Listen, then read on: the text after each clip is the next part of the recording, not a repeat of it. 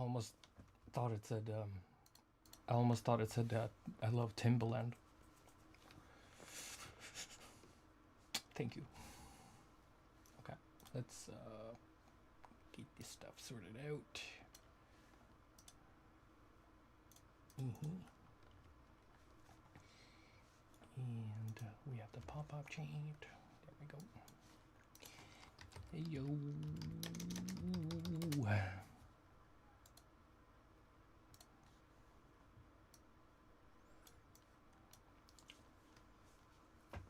We ain't got anything better to do on a Sunday than to hang out with crazy person on the stream. Just trying to fix my microphone. There we go. Oh, that's not good. That's not good at all. Okay, I guess that's. I hope that works. Okay.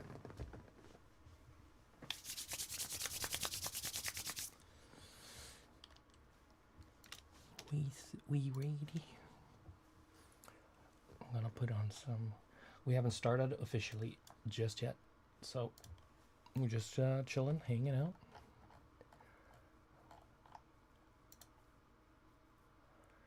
And finding some background music.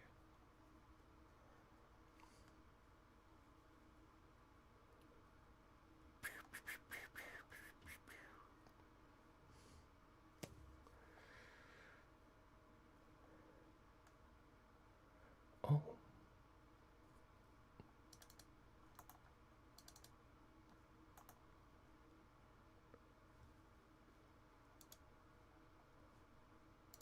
Where did I put that? No. No. No. Should it have been here? Where on God's earth did I put that stuff? That would have been perfect. Let's find it.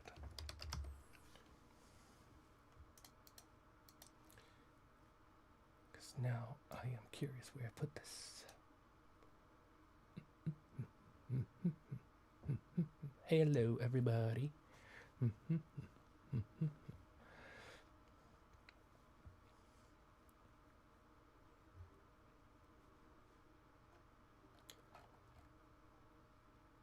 Hola.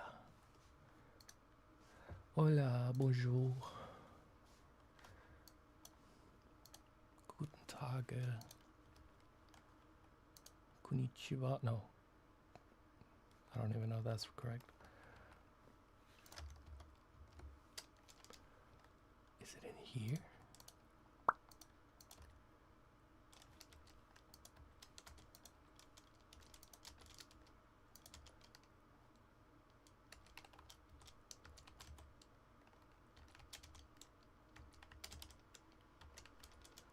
Apparently not. Then where could it be?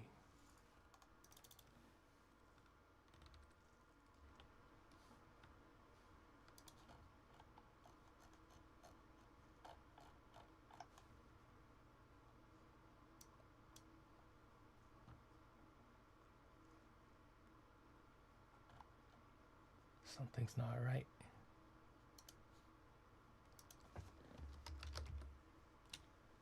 It was called this, so why can't it find it? Do I have to go digging?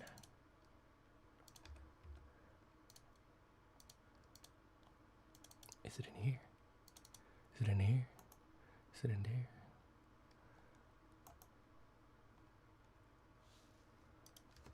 Let's see, maybe it could be over here. No. Okay, I guess I'm not using that music since I can't find it. Oh, there it is. Is that it?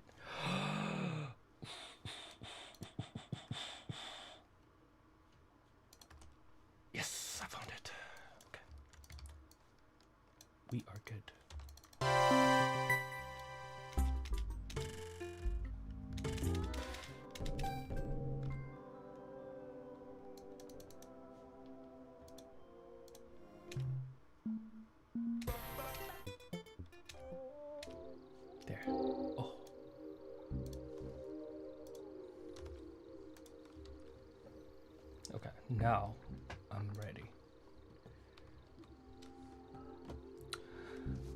Thank you, Andre, again for waiting patiently for new era.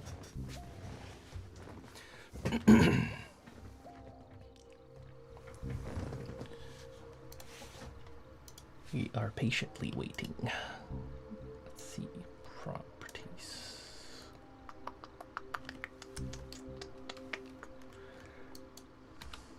Hey. Ooh. Hey, ooh.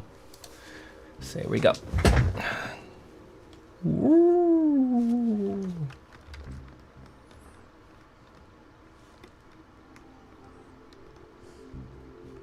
Salut.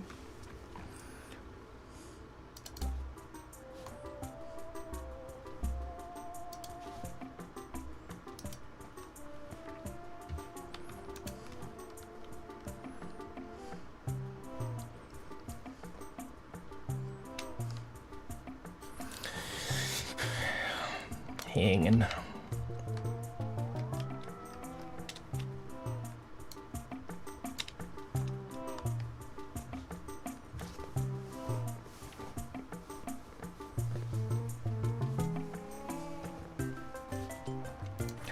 This is me trying to do like a Super Nintendo style soundtrack. Somebody's asking me, do you have any music published for any video games? Yes, I do. I have. I'm trying to remember. There's 2 Savant games. You have to buy those soundtracks on Steam. They're Steam exclusive. I have made soundtrack for a video game called Video Kid. That's like a long time ago. And then I have a game called Fruit Bus. That's out. I'm trying to think. And then I'm working on a game right now called Deep State, which is not out yet though. So.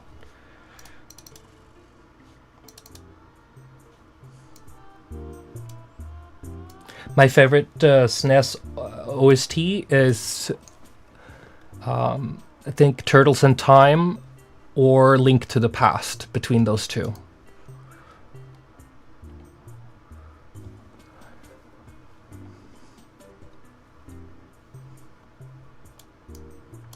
Yeah, the Savant Ascent Remix OST has like tons of songs, and then you have Fruit Bus, and then there's the Video Kid. I don't know if Video Kid was like a mobile game, but you can definitely find the music on YouTube for that.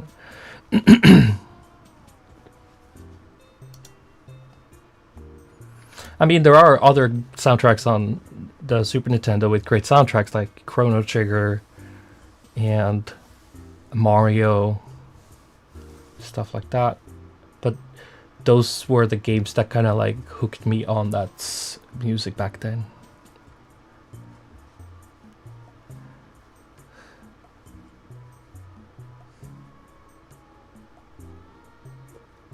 I am not doing any 3D art for Deep State. I'm a music and sound design guy, so I make all the sound effects and the music, and then I also help produce the game.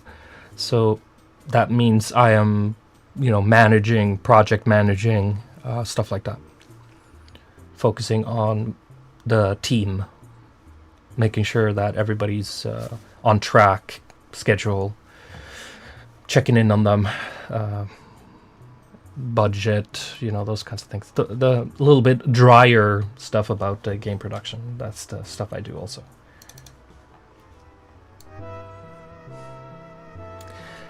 Hey, hello guys.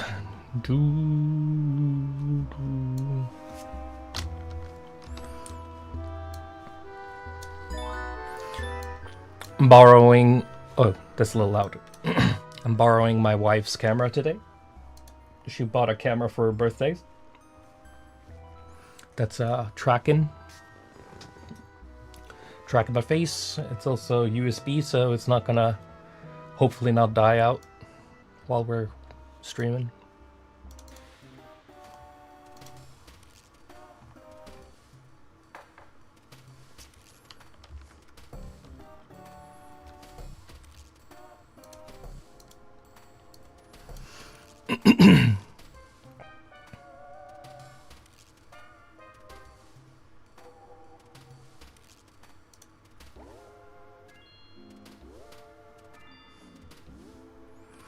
Well, I don't yell at anybody for not performing.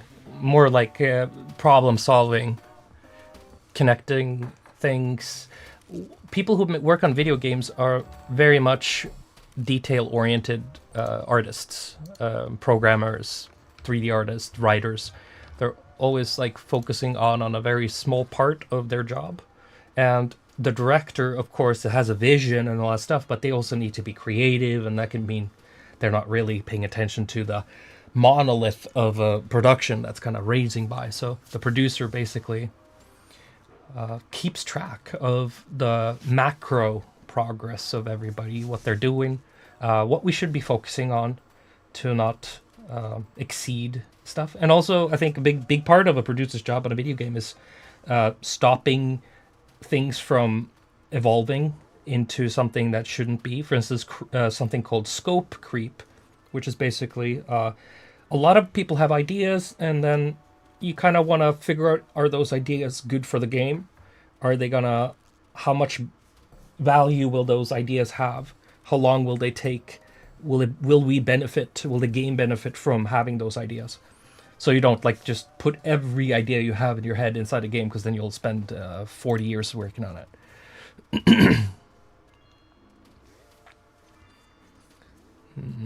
I really enjoy that sort of stuff, because I worked on so many game titles where things got cancelled because it got bloated, and people also weren't, maybe if you don't work effectively and have motivation all the time, you kind of like the game slows down and it might get cancelled. People disagree on things, and then goes in the trash or on the back burner, development hell type stuff. So I want to use my experience with that to help other indie devs not fall into the same traps.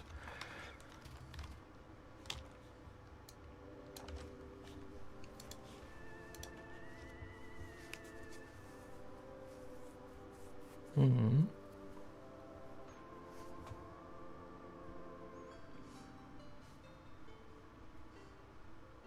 Everybody on Deep State is working remote. Correct. We have meetings 3 times a week.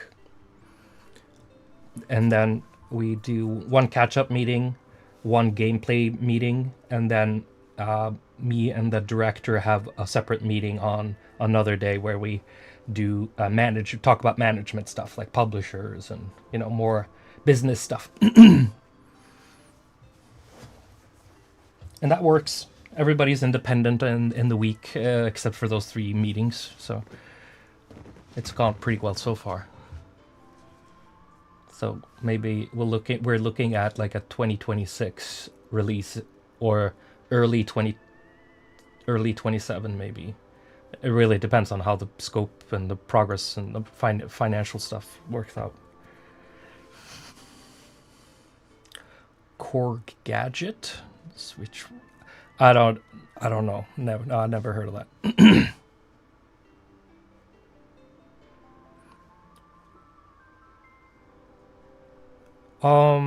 I love somebody's asking about like if I have to EQ or compose the track differently to leave room for the game sounds. It isn't like that. Since I usually work on games where I am both the audio, like the sound designer for sound effects, and the composer, so I'm very lucky that I can make sure all those things fit in. But inside the game engine, you actually have, just like in music software, you can sidechain and duck things based on priority. So for instance, shooting sounds can have priority 1, so everything else will kind of like get pushed down in volume a little bit, so the one sound can be in focus and stuff like that. But in general, in video games, music shouldn't be that loud. Music is like at almost like 50% volume of sound effects. So sound effects always should always be up in front. Dialogue should be the loudest, and then dialogue, sound effects, music, and atmosphere maybe.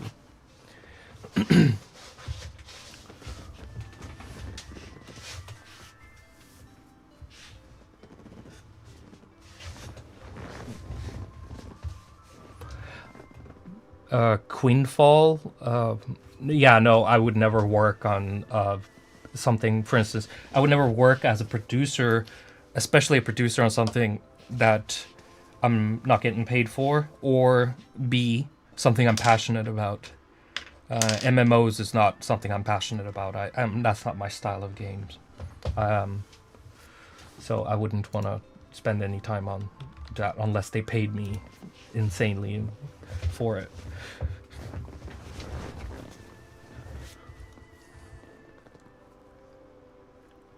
So yeah, I just released a new track yesterday. Terminalia or Terminalia, depending if you're European or not. Terminalia. So it's like an ode to childhood, my first musical stuff that wasn't in video games or movies, which is like trance music and dance. My big sister's CD collection, basically. Yeah, I'm happy you guys like it. It comes from a place of love.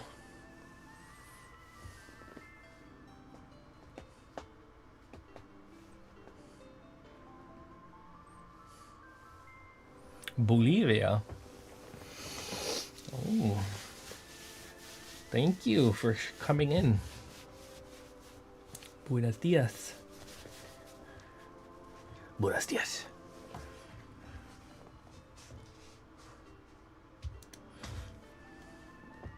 Okay, this song is driving me crazy.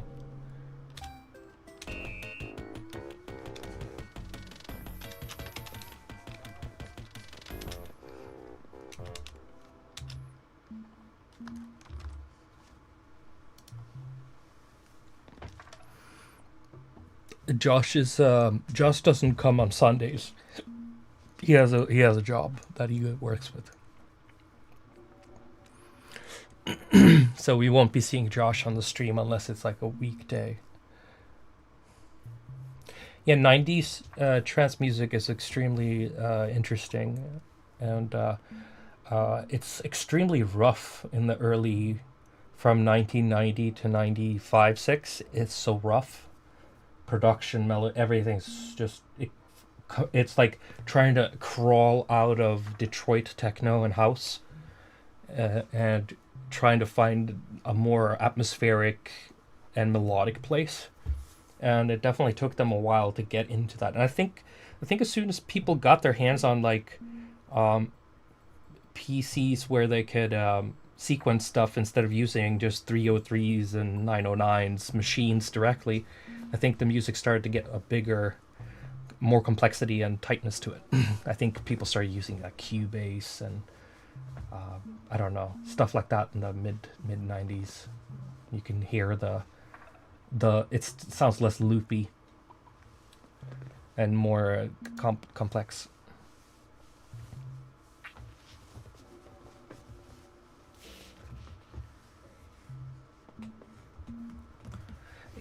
Yeah, Josh isn't coming because he works with like showcasing plants and stuff at places and stuff, and weekends is the big work period where there's most events.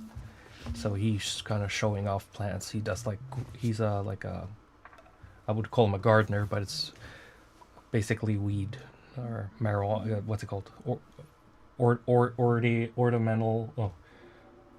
Ornamental cannabis or marijuana.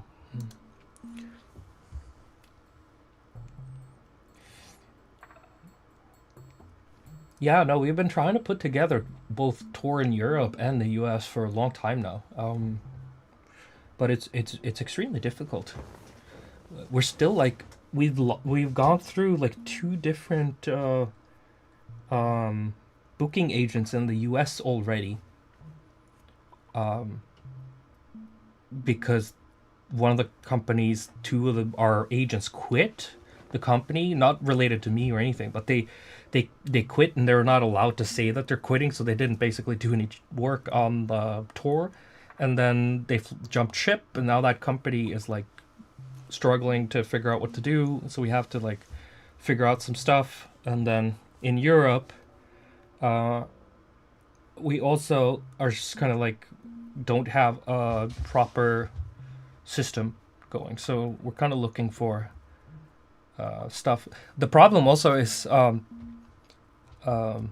didn't play a show in like 10 years, so it's really hard to sell to a agency that I can sell tickets, or that that I could be like a item in the modern EDM scene. And this is also why I'm trying to release more modern EDM stuff too, to try to like get back into it.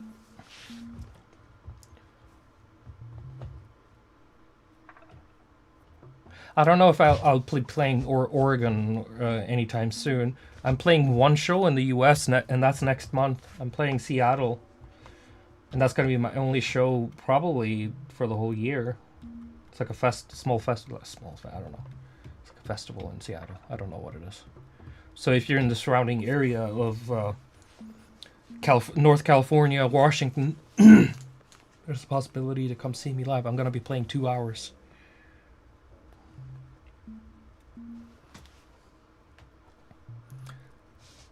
The festival's called Re-Evolution or something like that.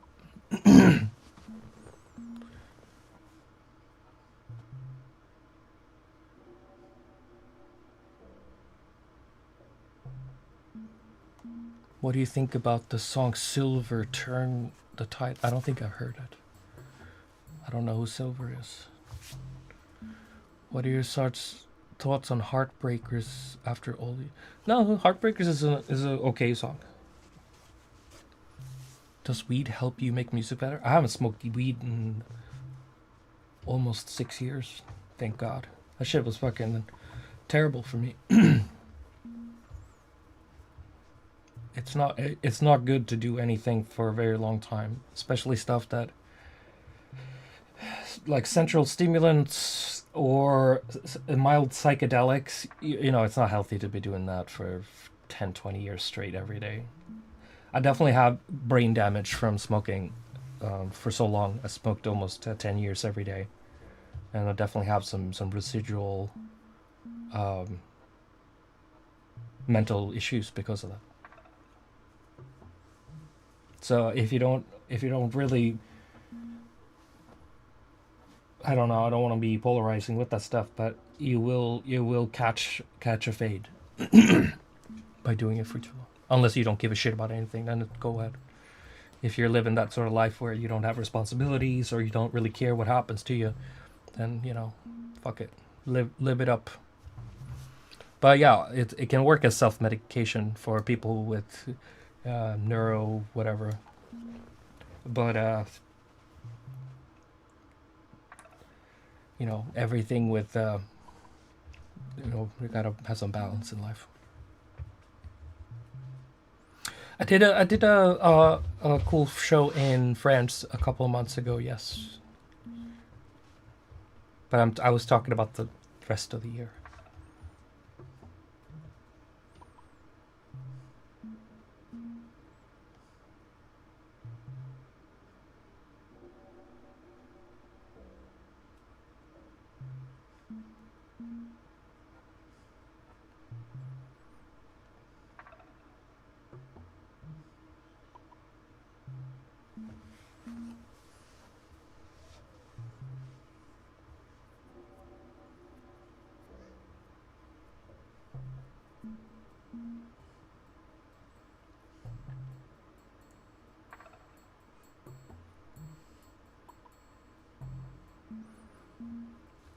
I mean, if you're a multimillionaire in dollars, you got assistants, crew, yes, man, you have people who are surrounding you that will help you deal with some of the troubling shit that's coming your way. You don't really need to be on your A game with anything.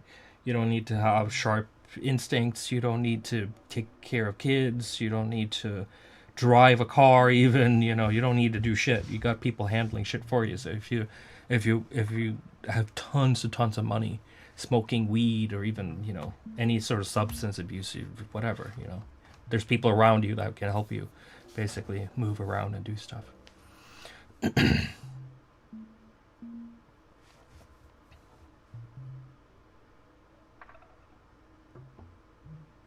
So the problems I got from smoking weed too much is my memory has taken a huge hit.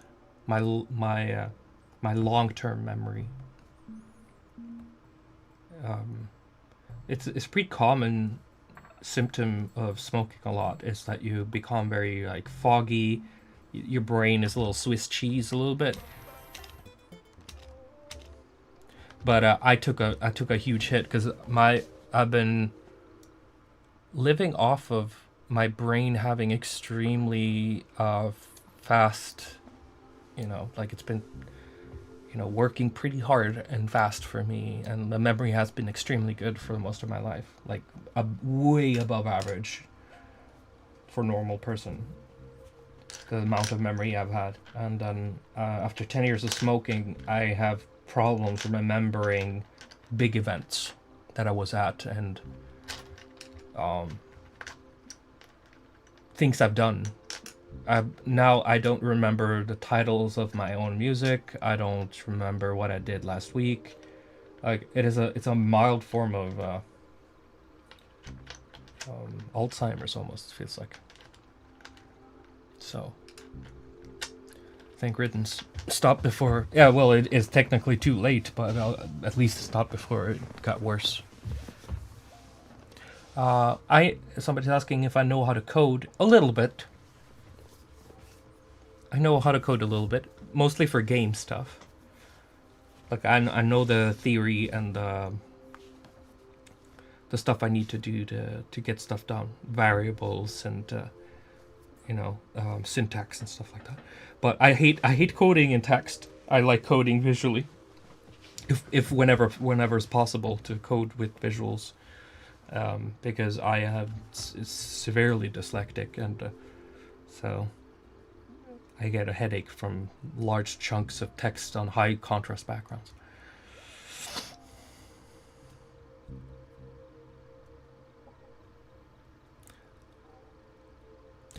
Somebody's asking me if I live in Norway or LA. Right now I live in Norway. I don't live in LA anymore. I stopped smoking weed and stopped living in LA at the same time. Those two things went hand in hand for me.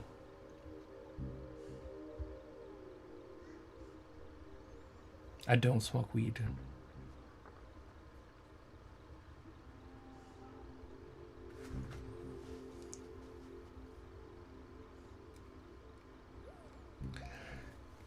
Yeah, you'd be surprised how uncrazy. Somebody says that I must also lived a crazier life than average. Depends on what you mean by crazy. If you talk about like high life or something like that, I didn't. But just the type of like music production or creating stuff, then that is definitely above average. Even for a music producer standard, or a music writer, creative. But I have not been living it up. I've never gone to parties or clubs or, if any point in time I went to an event, it was because somebody dragged me there. It was I never went to. I hate crowds, and I hate loud sounds. So, great being a DJ when you kind of like the two things that do like hurt you the most is part of your gig.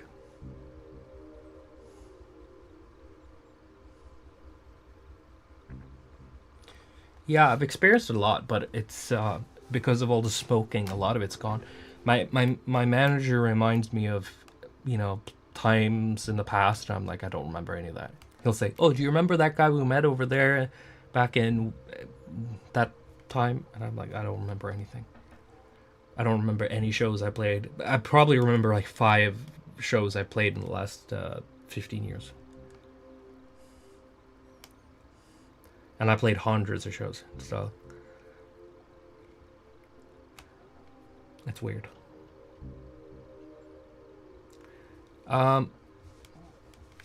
Somebody's asking if I have the Cali 47 FLP project, the project, music project for Cali 47. I might. Yes, I know I have it, but I don't. Yeah. What do you mean? I'll probably never open that shit ever again. Silhouette is probably a typo, but that's a good thing because then you stick out in the Google search. But royalty is supposed to be royalty. That's a purposeful. That's not a misspelling mistake. We should go back to the reviewing the old albums and stuff. It's just that shit was not fun for me. That shit was fucking terrible. It's like fucking a Vietnam veteran looking at Polaroids from when his buddies got shot, when he lost his leg, when he got a letter that said his wife left him for someone else. That's what going through old music is for me. It's basically like a strong PTSD type situation. There shouldn't be any double mic situation going on here. There's no other sources that is playing microphone sounds.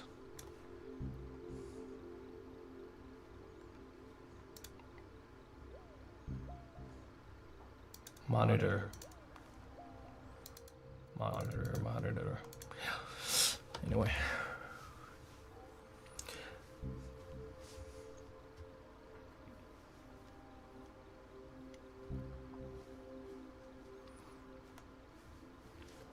What made me go back to Alchemist? It's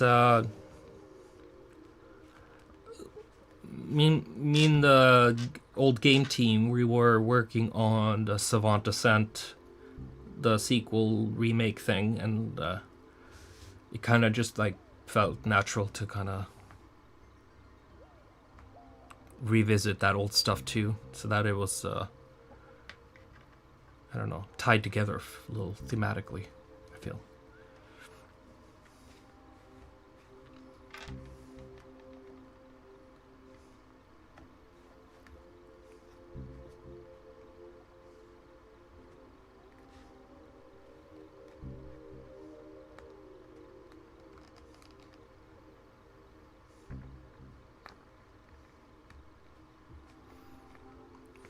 There is some stuff I really like, and this stuff I really don't like.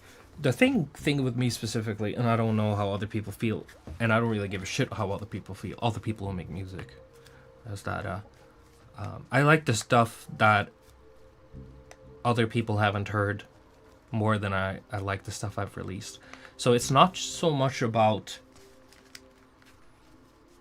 me looking back at something I made, it's the fact that other people have experienced it as well makes me feel like it's not mine anymore. So especially when you have forums or comment sections about stuff, and people create their own connection to those pieces, and at that point it's not mine anymore. So it feels weird for me when people, for instance, really like something that I thought was mid, or that people hate something that I thought was genius. So I just completely lost that feeling of listening to released music. I have a lot of stuff from the past that I really like and I'm really proud of. But within the Savant bracket, it is a little difficult for me.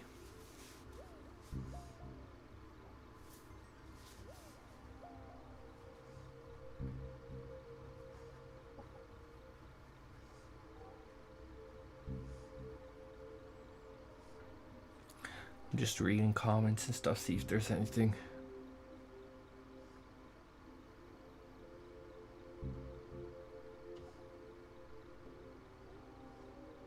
I'm not gonna make any more DMB for like a while. I'm not feeling that vibe at all. It's not on the agenda.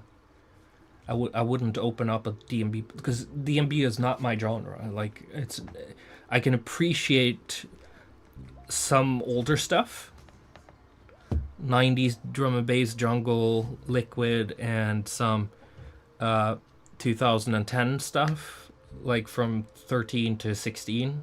There's some cool stuff, mostly, you know, the European Noisia and Phase and see, my memory is so bad.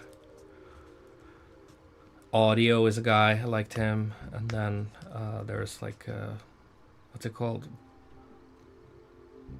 something Empire, Black Hole Empire, no, Black Sun Empire, something like that. There's some stuff in there, like the neurofunk stuff. That's like, that shit is fucking tight. I've been listening to Noises in fucking mid 2000s, so seeing their like going there was really interesting and fun. But nowadays people are making all this like, oh, it's pop, so popular, so we're gonna jump on that shit. I feel drum and bass just sounds whack now, to be honest. The festival drum and bass stuff that's happening now, oh my god, it's pretty whack to me. I'm not saying Krang is good either. Krang is like, since I haven't practiced drum and bass for 10, like, you got to do something for 10,000 hours to get good at something or professional at something, and Krang is more or less like my first time doing it properly. And when listening to it now, I listened to it yesterday, and it's like, I don't know if it's me not like feeling the genre so much, or it is just like not hitting it. Some tracks there are okay though.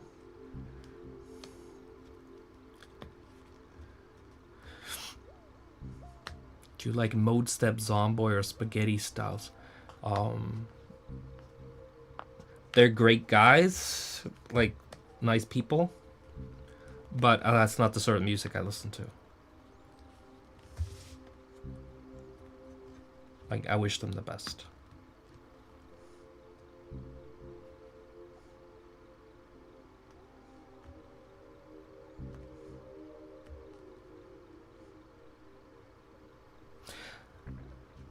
Yeah, you know, Pangolin, take it easy, bro. Like, it doesn't matter. My point was that you gotta do something for more than the first attempt for something to be good. It doesn't matter what it is. It's about getting muscle memory. It's about having shortcuts. It's about having, you know, a feeling of immersion into it. Experience. It has a lot to do with how tight things can get. And drum and bass is a very, you know, to me, drum and bass is one of the most, because of these, there's been a lot of audio snobs making good drum and bass or neuro and stuff. So it has become a thing where when you don't mix it punchy and good, or use good sound design, it really shows. Because some of the best already fucking had their hands on it, you know. But there's another guy too, Maphis or something like that. He's also really talented.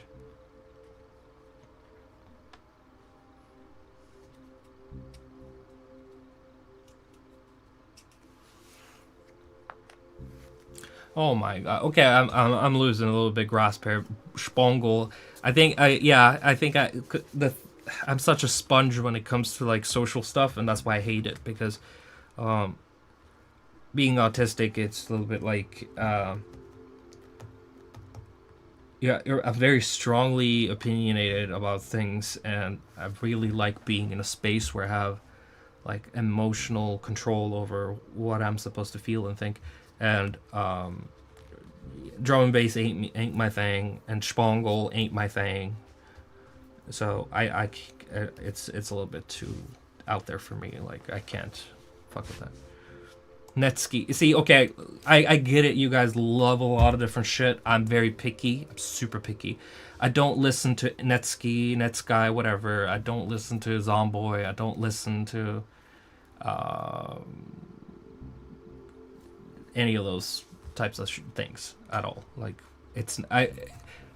I'm not saying it's not okay to do that, because I appreciate that you guys listen to that stuff, but expecting me to like any of that stuff is gonna give you disappointment. I don't listen to EDM at all. So yeah, okay, Netsky and Subfocus, it's we're totally on different planets, bro. Like, I do not listen to any of that stuff at all. I listen to video game soundtracks, movie soundtracks, classical music. What have I been listening to lately? I'm trying to think. I listen a lot to like CDs and stuff like that I used to listen to when I grew up and stuff. I listen a lot to Prodigy, like 90s Prodigy. I listen to like trance music sometimes. I listen to new metal a little bit, like that, bubble that happened in the early 2000s. Once in a while, I'm just gonna go check. I listen to Burial, Radiohead, a lot. I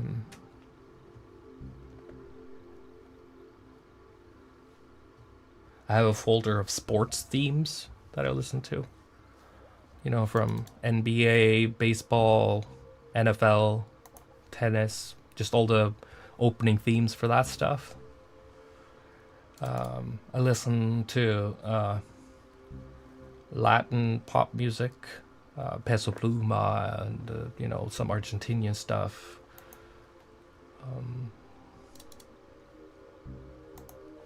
So yeah, I definitely do not listen to EDM or dubstep or drum and bass. Gives me the heebie-jeebies.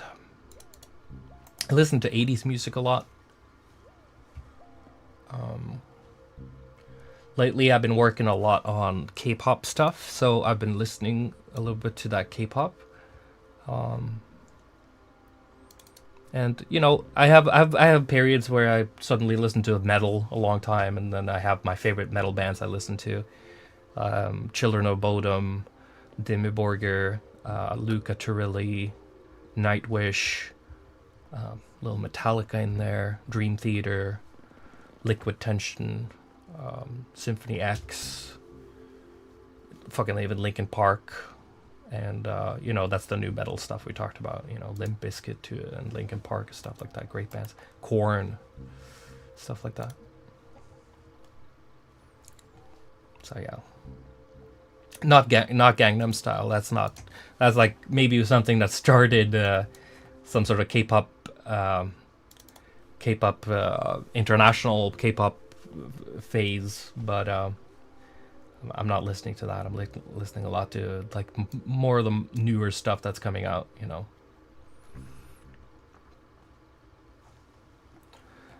Anything that's on Hype or what's the other one called? I forgot what it's called. JPS.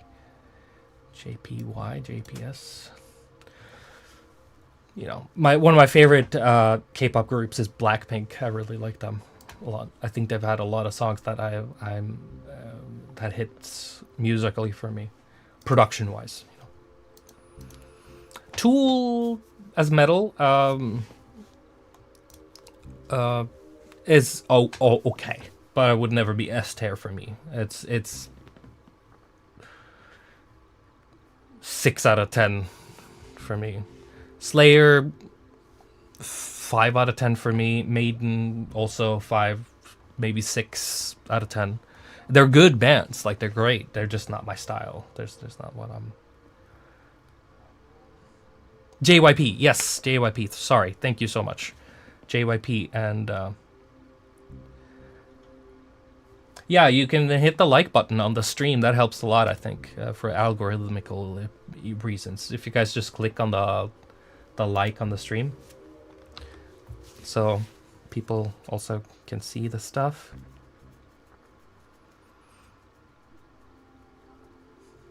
Somebody's asking if I've dealt with some sort of envy, jealousy, or frustration in regards to comparing yourself with artists you look up to. Thankfully, no. I think the only time I feel some sort of envy or jealousy is when I see people who don't know what the fuck they're doing getting a lot of respect or accolades. But you know, that is the world we live in. Fucking Grammys is a sham, you know, like that sort of stuff. I've gotten invited so many times and never went there because, you know, you just gotta know the craft and appreciate that. So thankfully, I haven't had a lot of issues with that sort of stuff. I can be like, oh damn, that's fucking cool, you know, with what some people have a collaboration with somebody, but I learned pretty early on that you should meet your heroes. When you meet somebody that you really look up to and stuff, you'll get disappointed more times than not. So it can be a little.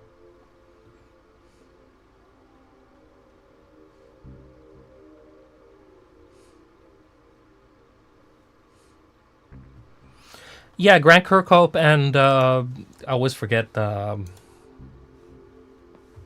Give me a second here. We'll get to the bottom of this. Graham Norgate, yeah, those two guys, they're fucking killing it. My favorite soundtracks from them is, Banjo Kazooie, and anything Rare put out really had fucking dope music. Goldeneye, Perfect Dark. But then you have David Wise on the Donkey Kong Country soundtrack. That's also great. I don't listen a lot to that, to be honest. I listen a lot to the Perfect Dark soundtrack. I do. I listen a lot to Turok 2 soundtrack. Monkey Island. Metal Gear Solid is 2 and 1. Some of my favorite shit ever. Killer Instinct on the N64. Stuff like that. Yeah. But a lot of movie soundtrack stuff too. Like a lot of stuff that Klaus Badelt worked on. What's it called? Steve Jablonsky. And James Newton Howard. Some of my favorite composers. Fuck, I think I put the Hellraiser soundtrack on fucking at least once a year. And people always assumed that I would be like a big Danny Elfman fan or something like that, but I always found it a little bit too ostentatious, like style over substance type stuff. As an artist, does it annoy you seeing? It's just how the business works. Like, the biggest artists aren't going to write or produce their own stuff. And even medium or younger artists that make it into the super mainstream also have a lot of collaborators. Even the best of the best has collaborators. People you think is like, oh, he's the sound designer guy, has tons of co-producers. So there is no escape from this. I have done this game too, where I've done some productions for other people. I do appreciate the more pop production, where it's not just like they're pretending to be an EDM artist and I'm like holding their backs, but where they're a singer and they're, you know, doing stuff and I'm just a producer.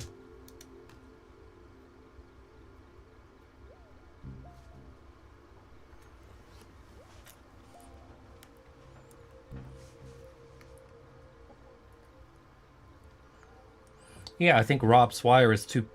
I don't know. I don't know him personally that well at all. He seems pretty tight on his stuff and very stubborn. And proud. So has a lot of pride in his work. So I assume he is in full control of his own works. But I was referring to more like the the you know who's. Sang Terminalia. That is actually Google Translate. So the voice in Terminalia is Google Translate. You know, when you click the play button, I did that, and then I ran it through some shit, mixed it. Melodyne does some wonders when you want to change some pitch and formants and stuff like that. Then you can get it into.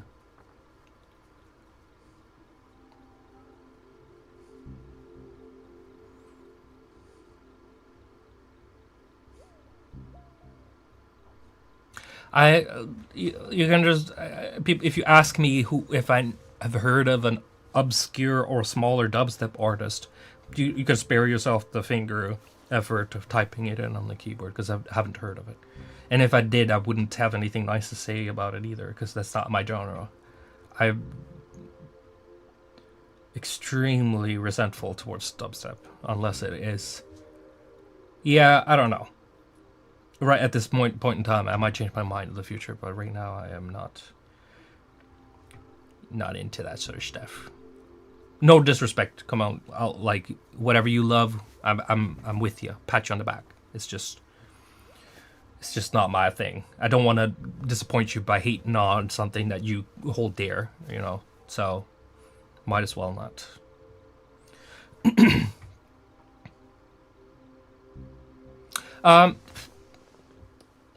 The first time I had heard dubstep, like UK dubstep stuff, back in 2008, I think it was. I heard it. It's a friend showed it to me. He gave me like a folder, and gotta be honest, it sounded like garbage to me. Like all of it. Like it just sounded like they didn't know what the fuck they were doing. Back then, it sounded so primal and obscure and atonal, chromatic, and the sound designs were I don't know. There was just maybe I can't. I don't have words to explain. It was just.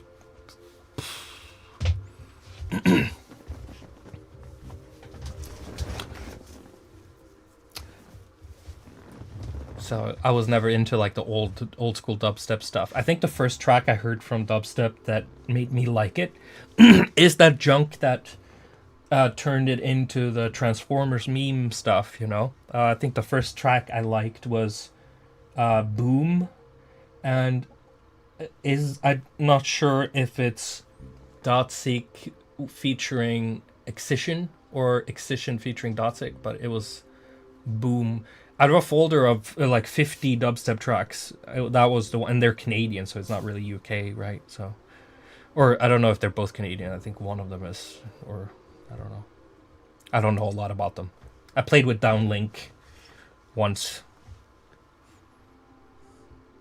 I don't know if Dotsek's in prison. I don't want to know.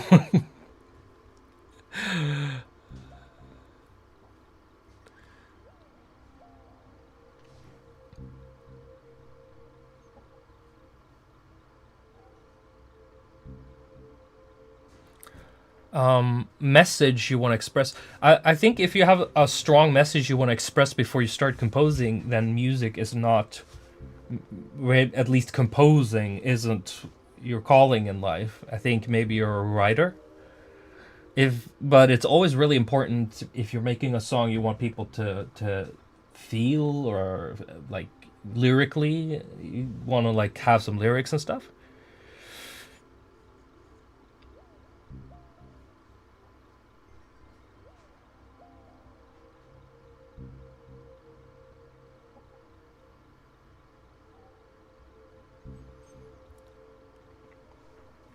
But yeah, no, I don't have no message unless it's like the message. I don't know, composing. That sounded so.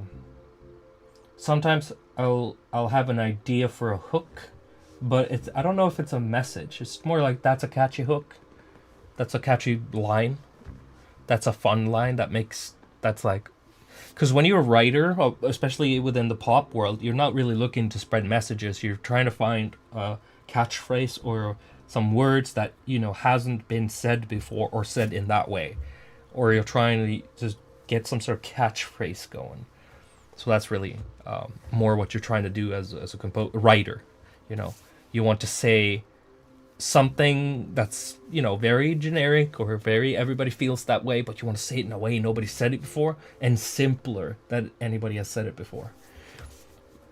But message, it's the saving the world or whatever, fucking hell no. Natural to die. Whenever I do samples and songs like that, when it's just like a one-liner with some silly shit, it's just for texture or flavor. It's like that apple in the mouth of the pig on the table in medieval dinners. It's not really for eating. It's just there for ornament.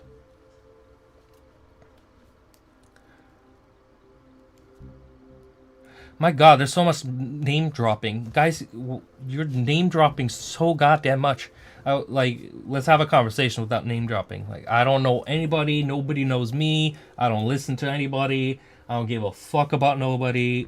Let's just keep it about some philosophy or music or composition or production or ya boy. But I have no idea about any fucking body. I don't know anybody. I don't know about nobody. I don't know anybody. I know you guys. I recognize some. He's sending Morse codes. I know people in the chat, and I know some of you guys. But other than that,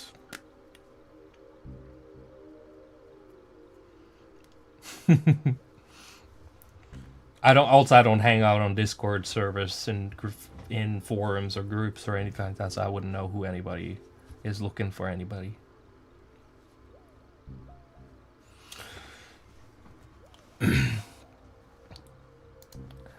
How can you effectively combine sections of a song that incorporates different musical styles? That's not difficult at all. All music has the same principles. You have melody, you got rhythm, you got chords.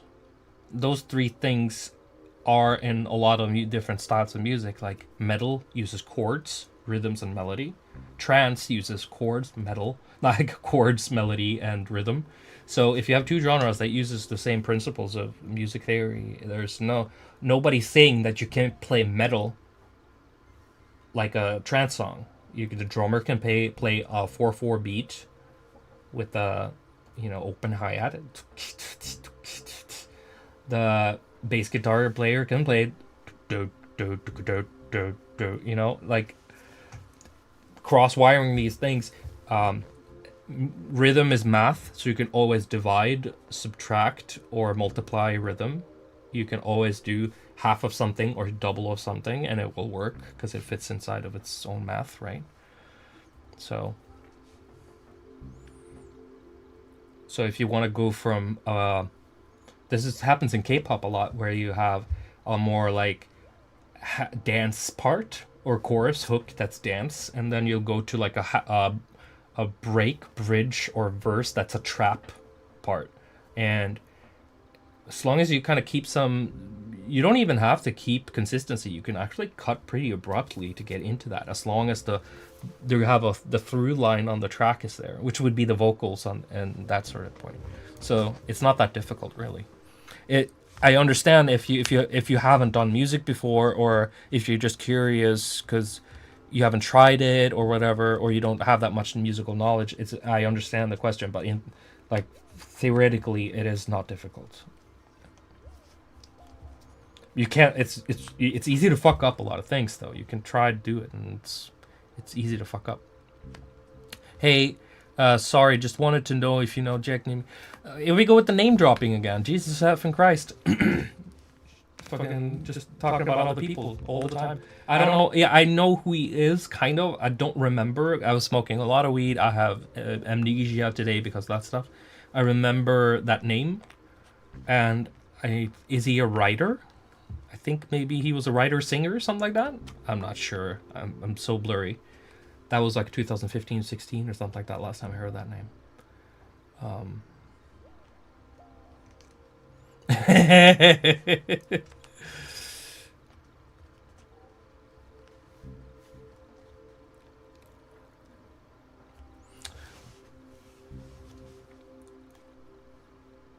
Quentales, he's a great guy. I would love to work with him again. He just doesn't live close by, or he's a very nomady kind of person.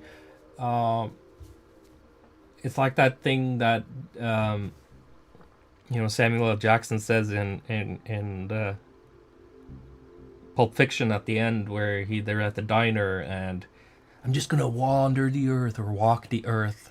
No home, no address, no. And I feel like Quintales has been that way, and I don't know if he's in Africa, in Middle East, if he's in Germany, England, Norway. I have no idea because every time I talk to him, he's in a different continent, so I don't really know where he is. Yeah, he's a very beautiful person, and he's got a beautiful soul, and he's got a great voice. Ironically, he hated singing Michael Jackson because he was like, when he was 16 or whatever, all the girls and whatever at the outside just like, oh, can you sing that Billie Jean? So he got a little tired of that stuff, almost like I am of hearing old Savant songs, the old tricks from the same thing. He kind of resented Michael Jackson at one point. He just wanted to make weird stuff, like super weird stuff, dark. So it was really difficult to convince him because I just wanted to work with him when he sounded like Michael Jackson. So basically, I just wanted him to do the stuff he hated the most. So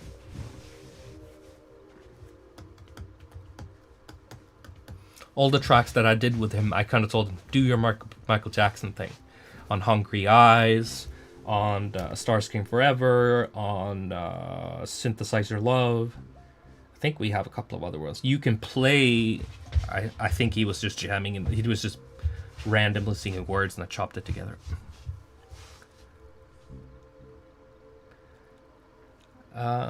Yeah, I like rap works sometimes. It just depends.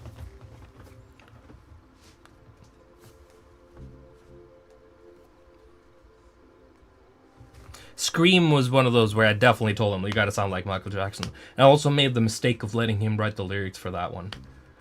Because that is some corny ass lyrics right there. Kinky boots. Oh my god, I would have never used those words. So every stuff we've done after that, I've written the lyrics. I didn't trust him after that shit. Those lyrics were corny. Michael Jackson always had like pretty classy lyrics, and I kind of wanted to have that, but he got a little goofy. He got goofball on me on the Scream track. I'm not gonna waste my time. Yeah. I'm gonna make you mine, 'cause the way you move on the dance floor makes me wild. Is that what he says? I don't know. Oh shit, we've listened to this track 57 times. What a loop, huh? Let's try to find something else to listen to.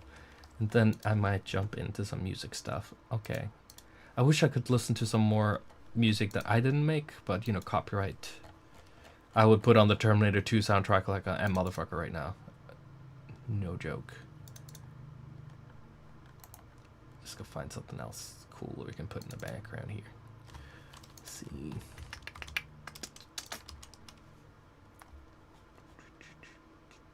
Is this one okay? Let's find something with a little bit of more. Well, I made like my music is extremely melancholic. I don't have a lot of happy, good vibes. It's all very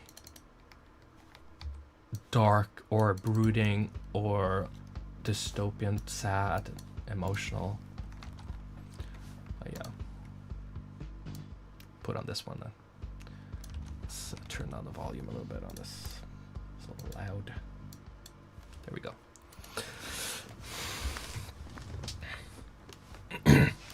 I don't think I've 100%ed those games because when you are in development on a game, you play the game every day, and you get sick and fucking tired of it, and you don't get to enjoy it the same way a gamer does when it's done. You kind of just don't, especially when you're.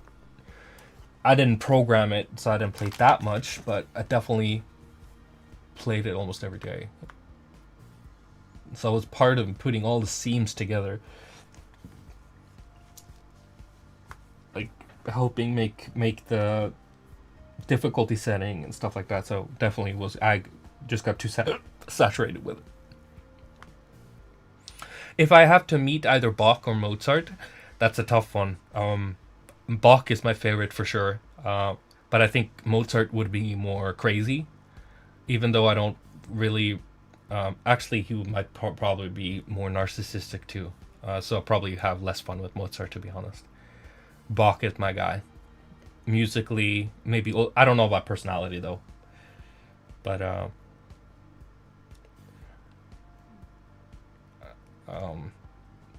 feel like Mozart is more of a heathen, and then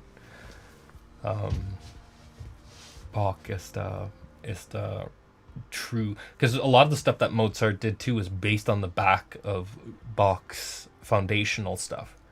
Bach is like a very big, like there is stuff before Bach as well that he is basing his stuff on, but you know, when music has been so basic for so long and somebody basically invents how you should do it,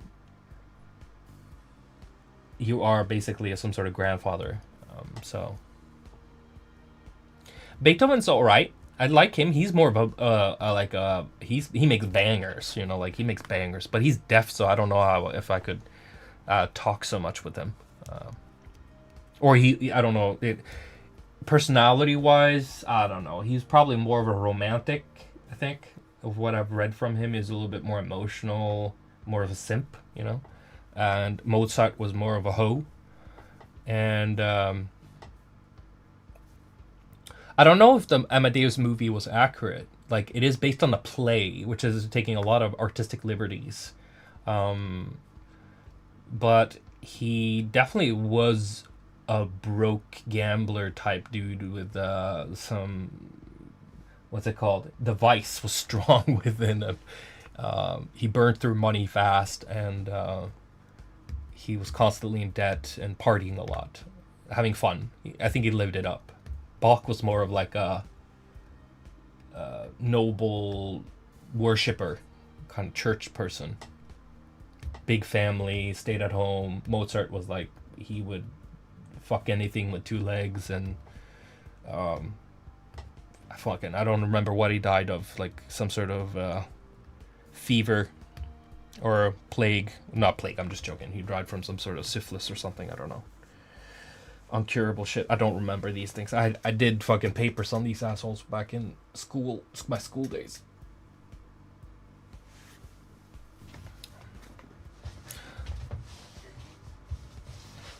Edvard Grieg is a homeboy.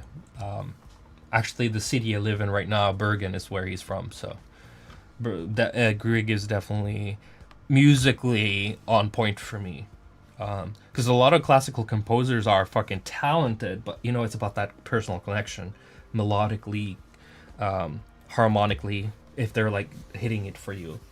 And you know, Tchaikovsky is amazing. He made some catchy tunes, but you know, is he my dude? I don't know. Not really. Technically great, amazing, but not my type of dude. I think Grieg, Bach to a certain extent, Handel, and Beethoven a little bit. But you know, Beethoven is a little problematic because it was so popular even in our day that it's hard when all his songs are so oversaturated in advertisement, movies, fucking school, everywhere, remixes.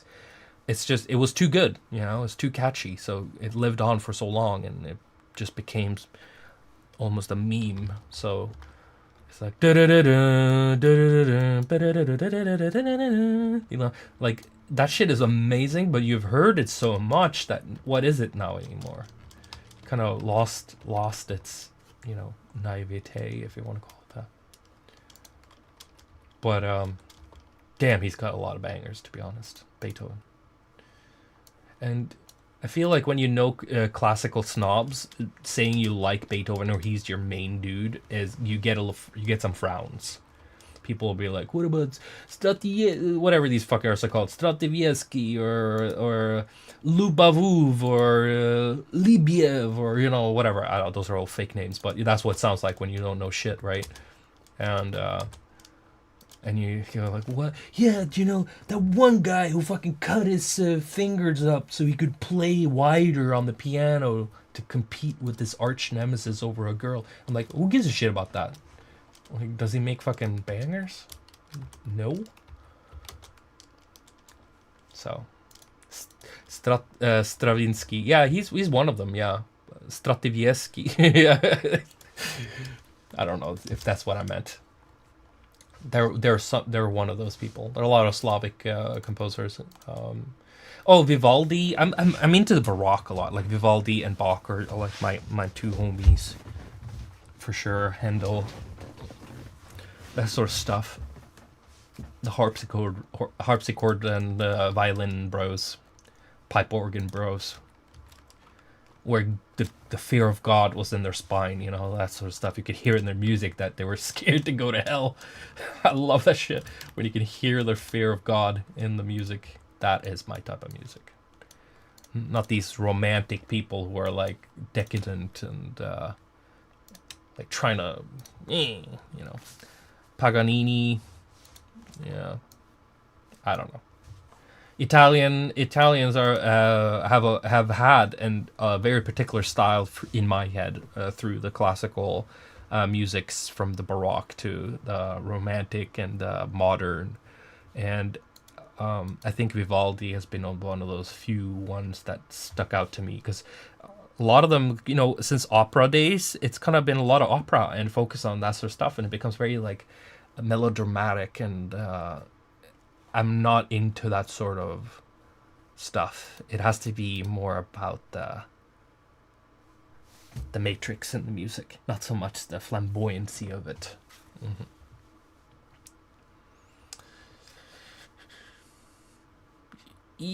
Yeah, like everybody has different tastes and everything. Italian composers are exquisite, like they're great.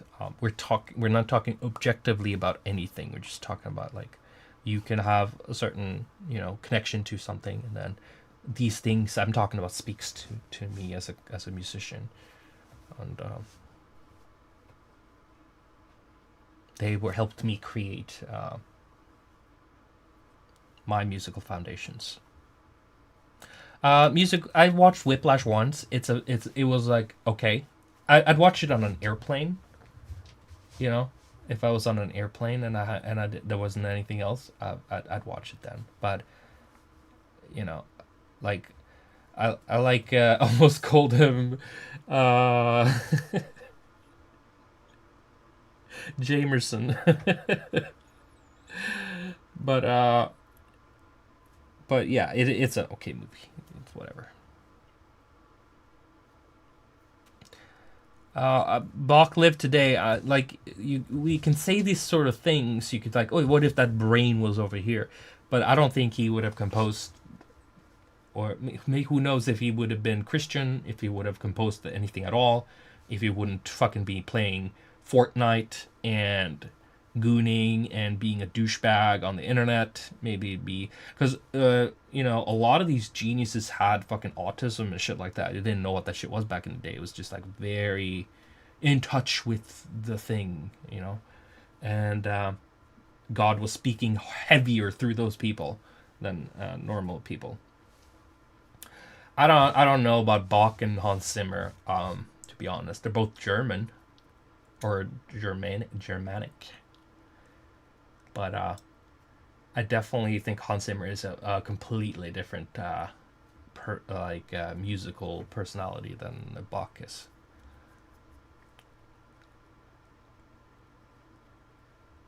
Yeah, everybody's a product of their time. That is completely correct.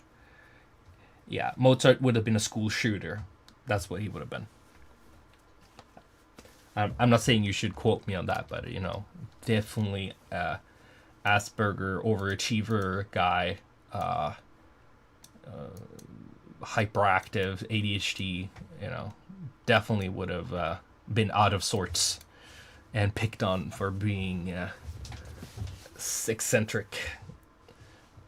I don't know. Parents. The reason also Mozart got so hyper concentrated with this stuff was because his dad was fucking. I almost used the word grooming, but not in that way. But he was basically, circusing him up to be a performer.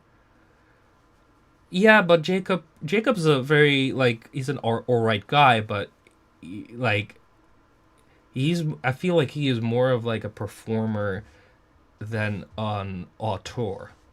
I think an auteur, it feels like he's too happy to make something worthwhile listening to. Like I feel like the best music that I relate to, I'm just talking about me right now, is comes from people who are miserable. And not people who have parents that are still together and how they have a big house and he went to music school and fucking got the best piano and fucking I'm not saying nepo, but when you have everything handed, when it's right there for you, you didn't have to fight a lot for it. If you have a tiny genie there, like a tiny, you're clever and you got some sort of sticky brain, you can really pick up on stuff. But music is created inside of you. It's not just repeating things or using techniques. It's about having you taking your pain and saying you need the world to fucking listen to you at any cost, and you do some sort of shit to get there, and you work hard to get there. You don't have a happy face doing it. You want to. It's like Thanos type shit. That's the sort of music I like. The people who are like, fucking, I need to blow up a planet to get heard. That sort of stuff, Yeah, need a little trauma, that's for sure.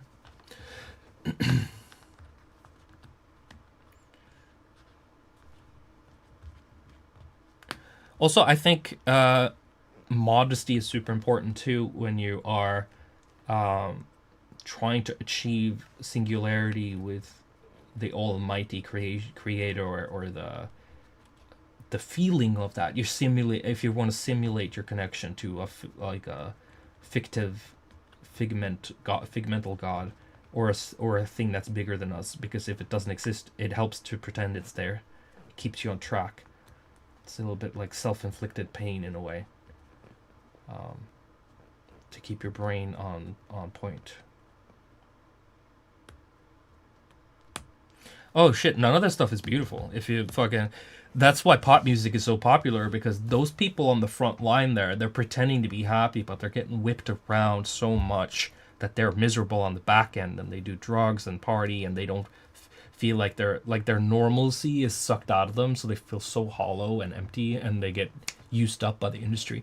And behind them are people who are just they know the stuff and they know exactly how to do it, and they push it through for these people in the front to pretend that they're happy on the front, so that normal people can go these people are amazing, must be geniuses because they're creating a bunch of good stuff, and I like all of it, and they seem so happy and successful, and kudos, and I'm part of their club. And it's all fake. So the real people who are making that music is also in the background. Max Martin is probably the reason why we have such a strong pop industry today. The way he fucking tackled that shit in the late mid 90s. What kind of pain moved me to compose? I was fucking a loser growing up. Fucking bullied to the point of not existing. I didn't have any friends, and the friends I did have, they were fucking almost too weird for me.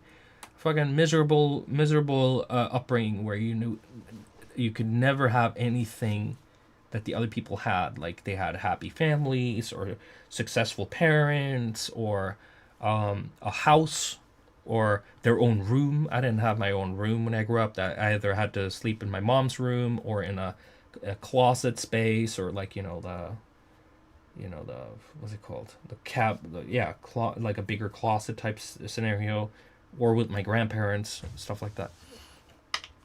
But definitely not being liked by your fellow human beings around you really pushes your button to find out how you can make them look at you or pay attention to you or appreciate you.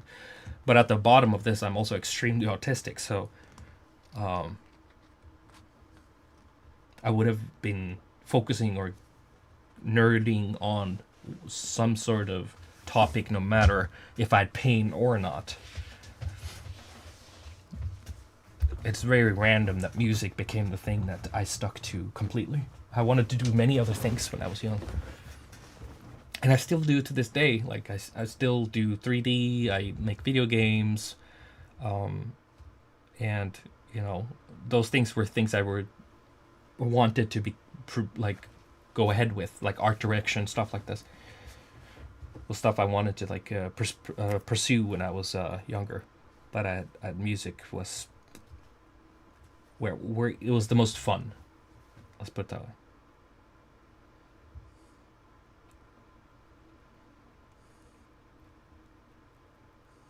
Well, I was lucky. I went to media school because I couldn't get into music school because my grades were too bad. So they didn't let me into music school, ironically. And then I went to media school and learned how to do movie, television, write scripts, editorial stuff, journalism, radio, and video editing, websites, Photoshop, those types of things. And our teachers, it was such a new thing in school. Like, the teachers didn't barely knew how to use computers, so everybody was just playing Counter Strikes on their computers in class, and I was making music in school, so I didn't give a shit. So basically, I did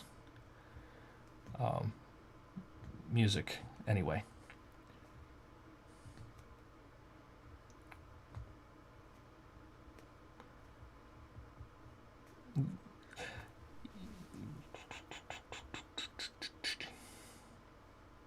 I have a Wacom a tablet, like the big screen where you can draw on the screen. I have that. I used to use it a little bit more before, when I had more time on my hands. But now I just do more 3D and stuff like that with the mouse. But yeah, it was more drawing back in the day. Just whatever takes up your time, you know.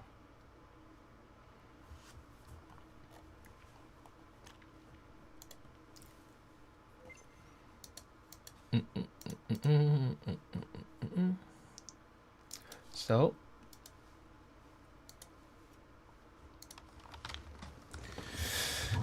we are going to work a little bit on music tonight. We spent an hour getting warmed up, and I'm getting really warmed up because in my room right here, the door is closed and the computer's bugging steaming. So, yeah, I did all the artwork for that Halloween album, but I did them all in like 2 or 3 days, so it was very sloppy. But it served the purpose it was supposed to do, just like tiny sketches basically for each. You want to make VSTs. If you're a programmer, then you go the Steve Duda route, and you spend 6-7 years on kicking it out. You can also use something called plug data if you just want to do something quicker.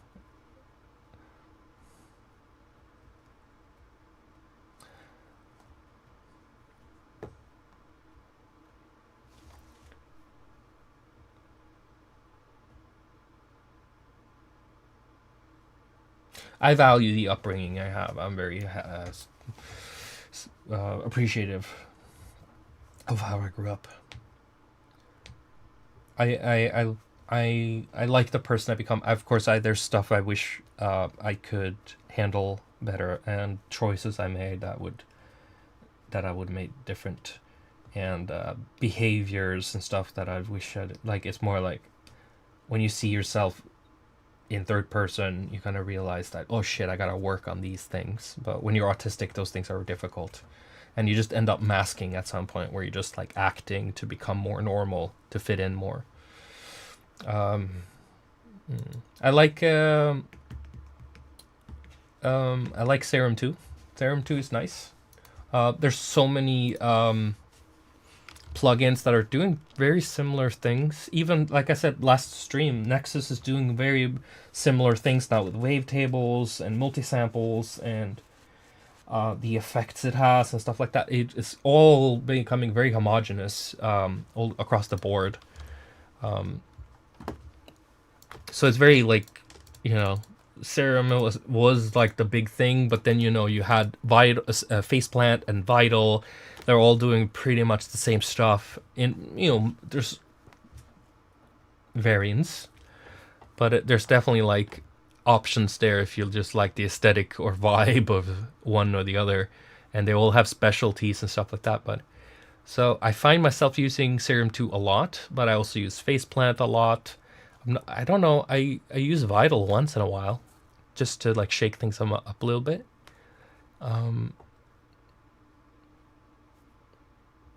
And then I use Nexus also for sound design, because it's really fun to make stuff there too. I'm a big fan of the effects in Nexus, like the post-processing stuff. I'm a huge fan of that stuff.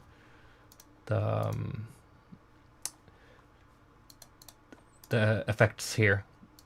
This is so, all these sound so expensive, you know. They make the sound sound so expensive, and I really like that. It's so it's very similar to Serum 2. It has a lot of modulation matrix stuff. There's one here, and then you have one here per synth or per oscillator, you know. So there is a lot of goddamn options, you know. So I'm very happy. You could do FM here too, you know. It's very here FM, like in FM8, you know, that sort of stuff. I got envelopes for each of the operators. I talked about this on the previous one, so I'm not going to go through it too much. Sampler, you know. You got your virtual analogs thing here. This is one of my favorite ones though, because it okay, let's it is already reset, but let's turn off some stuff here. I'm such a huge fan of these tables here.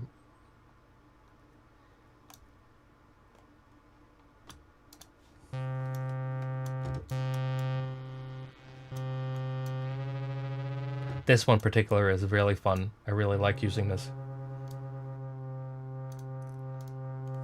It's one of my favorite Reese tools.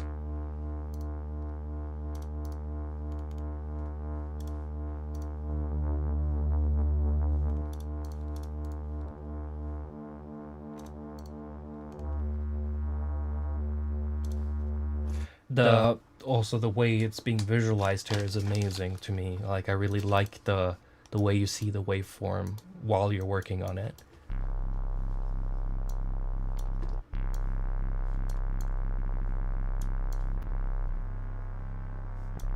It really helps you keep track of where you're going. So the coding on Nexus 5 is amazing. They did a hell of a job on this. Nexus 4 had a lot of the same stuff. You just couldn't make your own patches from scratch, but you could access some of these things.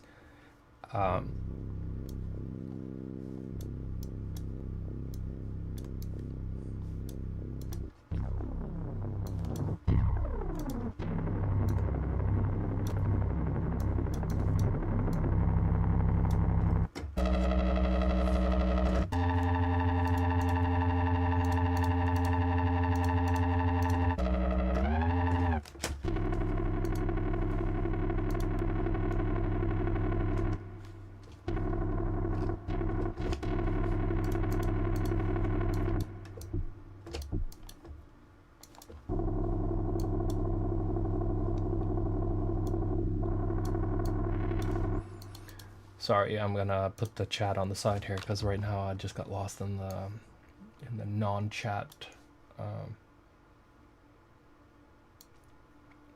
world here.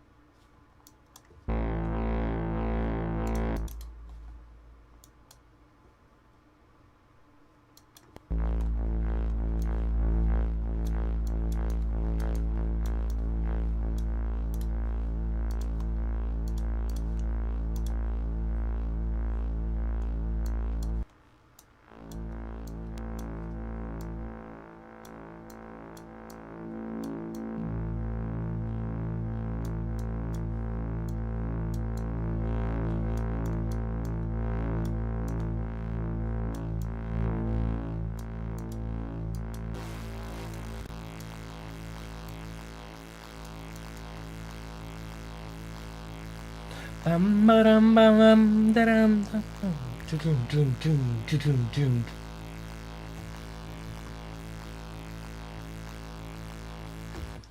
love it when you get those micro rhythms inside a Reese.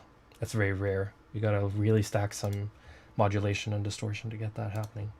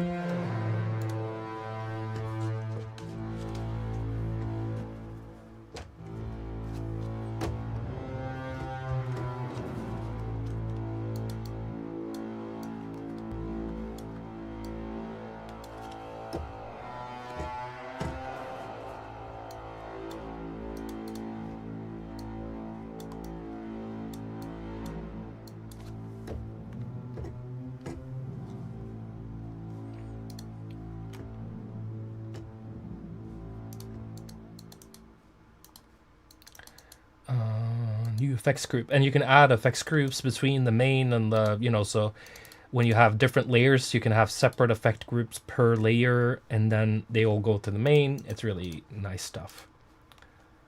But in my case, I'm just using it to get more reverbs, because I want more reverbs.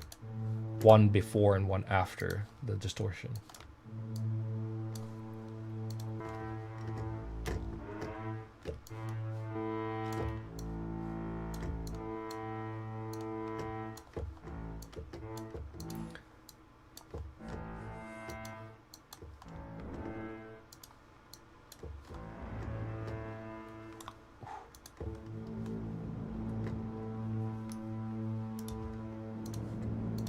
Oh, that's cinematic. I love that. I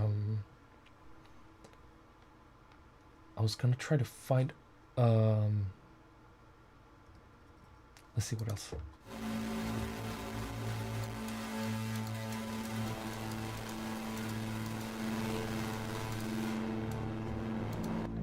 Not this. Let's see what else we got. There's a lot of like small things that really make things sound very cool. Magnetic. This is like a little bit like a pitch wobble, like lo-fi.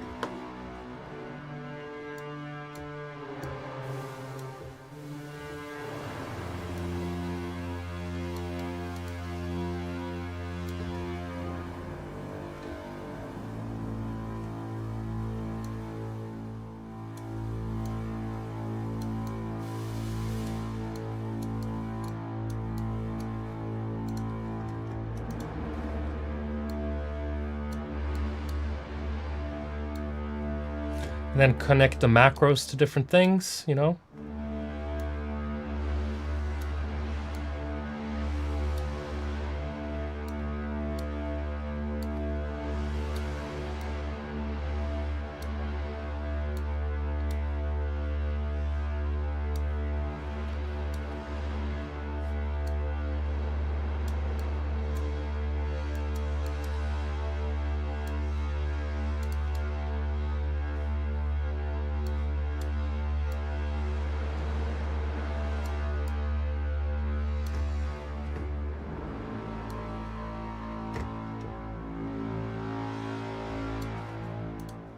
I love foghorns there.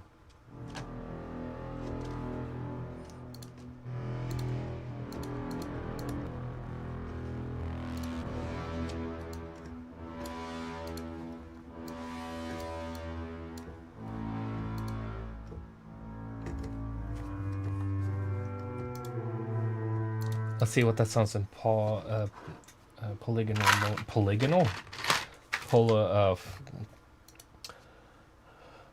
Polyphonic.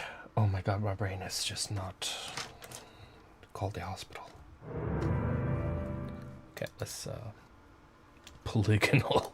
Oh, monogonal. Polygonal. Let's turn this off completely.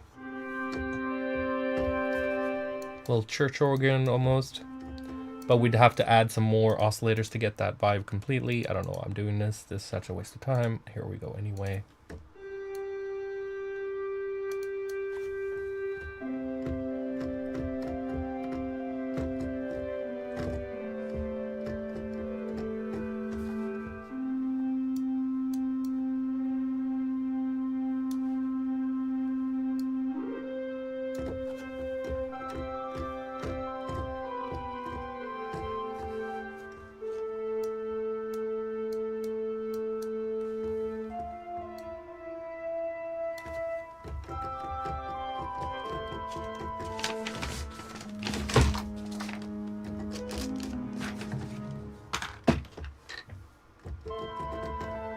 So compressed though, the limiter is killing it on this one. Then turn that volume down a little bit.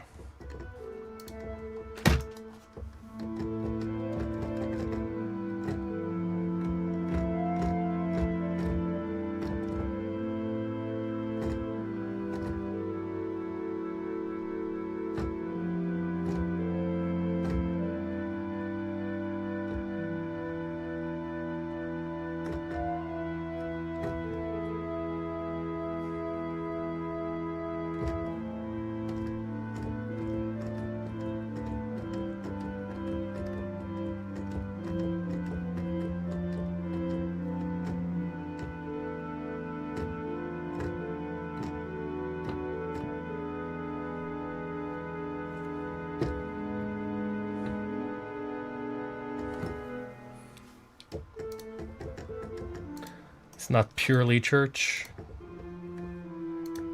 Let's see.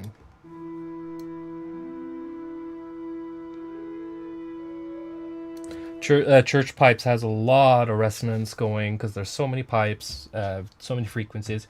It's like building a tone from a bunch of sine waves, you know, which I'm not doing right now.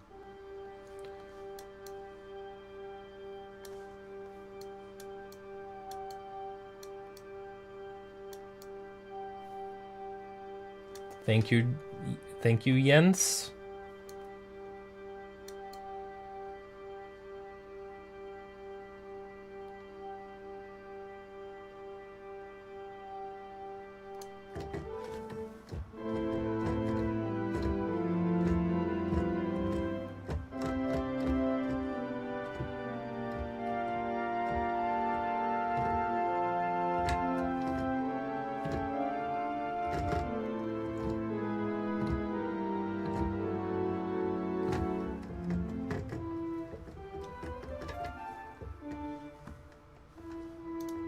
Well, church organ, smirch organ, it's mostly because of the reverb.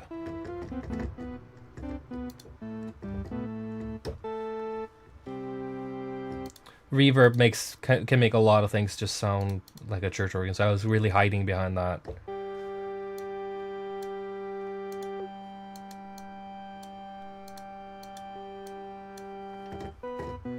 Okay, that's getting closer. Filtering these synths down to sound like more sine wavy.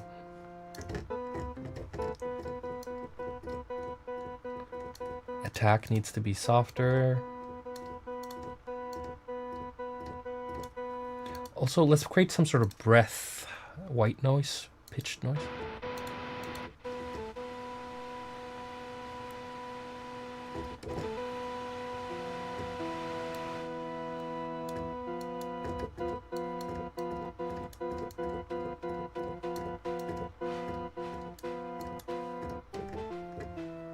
And that needs to have a bandpass.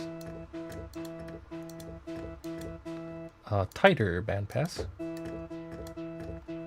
None of this stuff.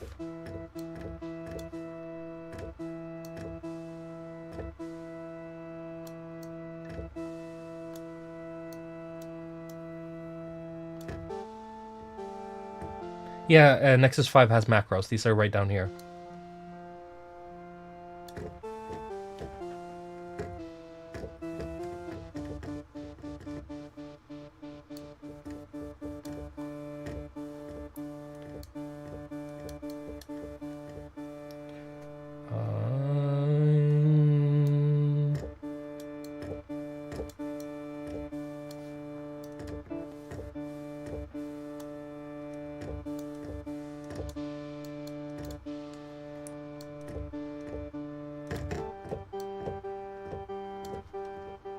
Should it be... Let's see if we can do something here.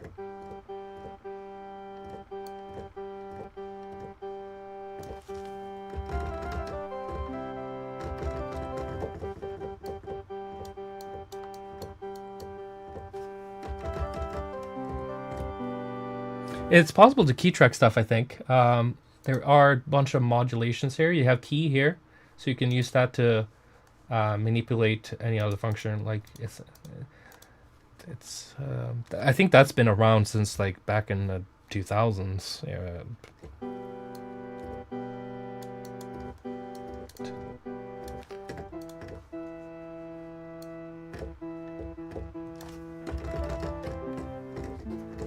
Okay, so now let's add back that reverb, see where we go.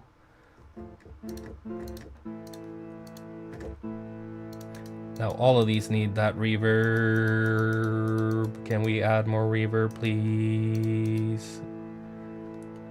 Oh yeah, we can also, yes, this is exactly what I wanted to do. Send them all to this one. Can we add another one between? Oh my god, this is getting complicated. Let's just not do that. Can I undo that? Yes.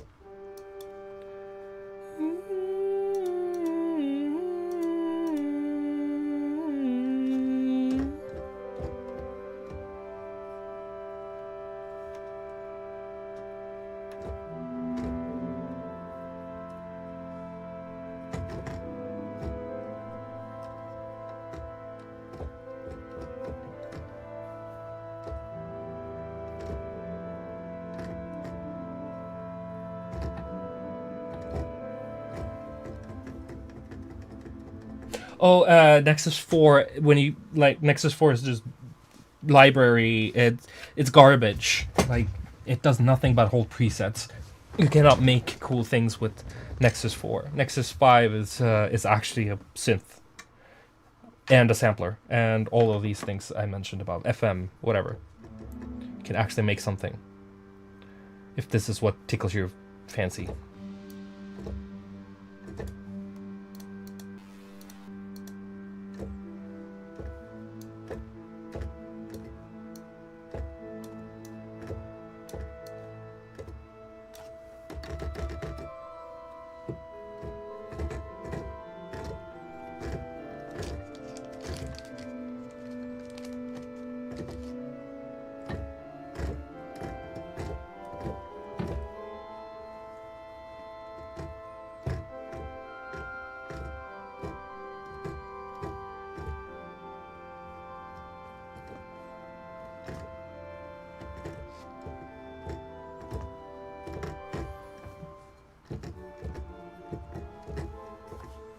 Yeah, whatever. I was trying to make a Reese sound, really, not a church organ. But now that we have, why not just save that shit? No, I don't want to overwrite the... Can I... Okay, so... Huh? Oh, I need to rename it first. Okay, church organ v1. This would be org. And save preset. There we go. It is saved. So in the library, it should be in user church organ. Yay! I got it.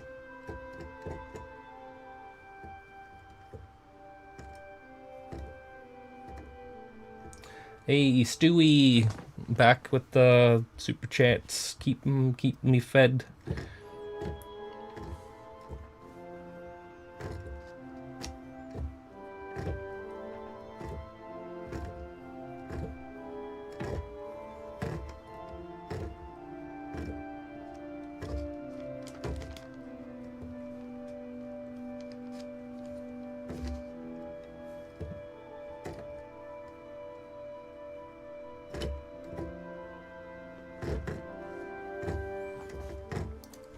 Yeah, whatever. We're done with this shit now. Oh, the latency, by the way, on this keyboard is insane. Whew. So, hard to play. Well, that's better.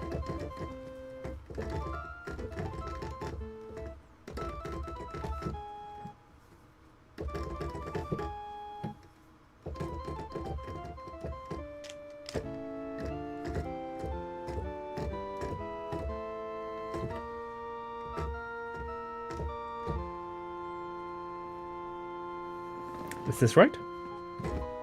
No, that's wrong. Okay.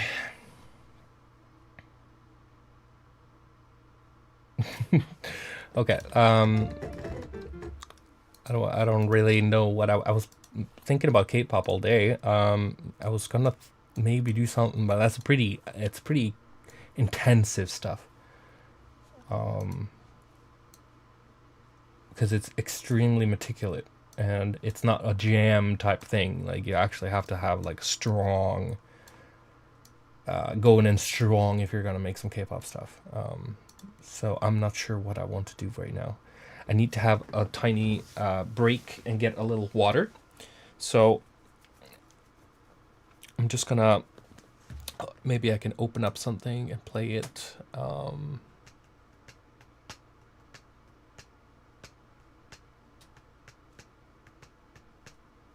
Egg. Okay. That's always good. I have a project called Egg. Oh, that's the wrong folder.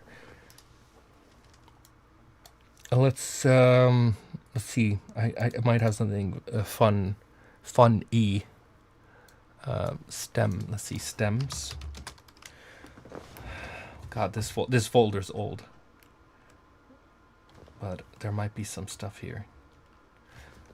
Oh, maybe actually, are there some Savant stems in one of these?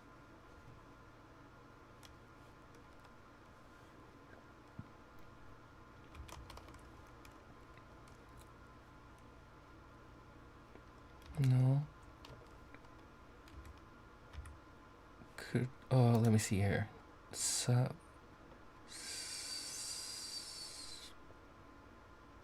Remix collaborations? No. Oh yeah, I had a collaboration with Armin van Buuren back in 2015, which I fumbled. So word of warning to ya. Don't fuck up that shit. Where the hell could it be?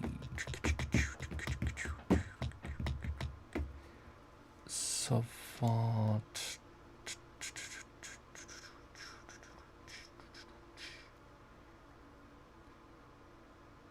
Maybe it's not here. Should have been. I have a folder with like some old Savant stems.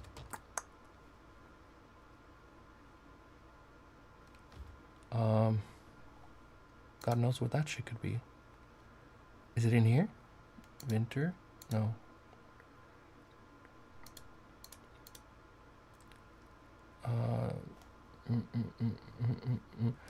What if we search for Cali?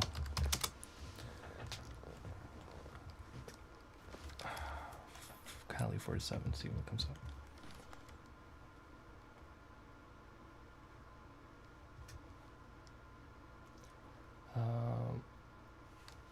I don't think I drew inspiration from somebody that did engineer or whatever, but Cali Funkalicious, get the fuck out of here. Vengeance, Future House, Semantics, yeah, we're not using that shit. I have a folder with like samples, you know, when you back in the day when you had Semantics, the splice and stuff.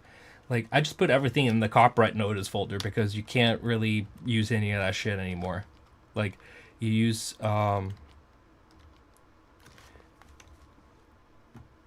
if you use like a really like big sample in one of those packs, it's just like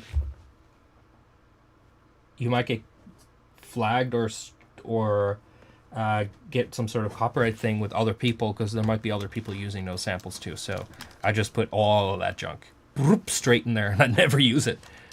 Let's see, Cali 47.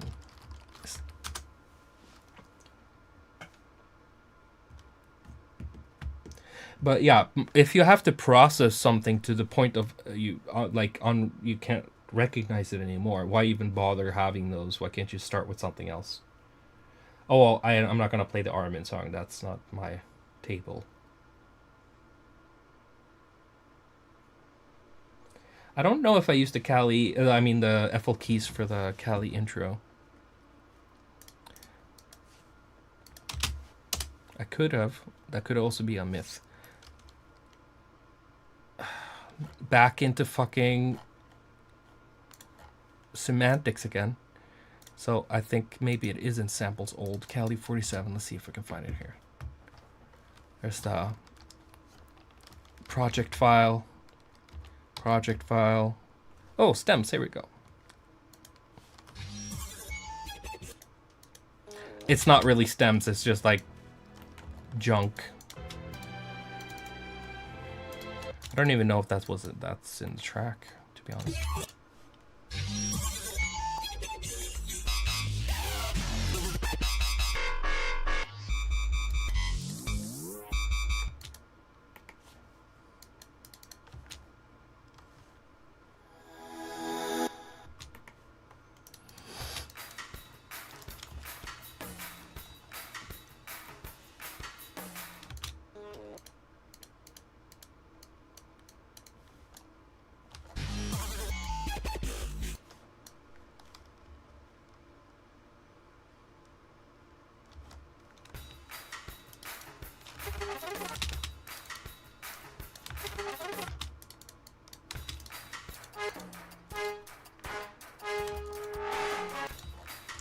What was the tempo of this track again? 140 something.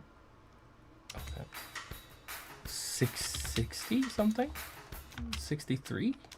62? God, what an odd number.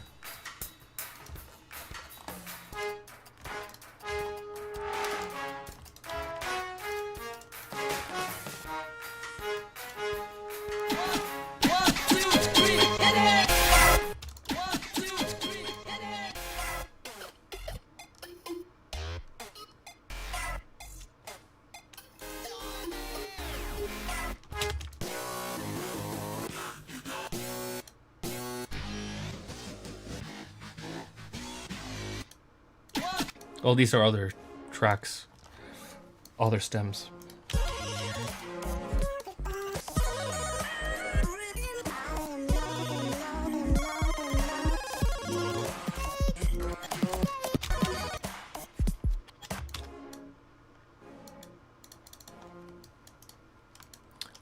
All of these things are so heavily processed.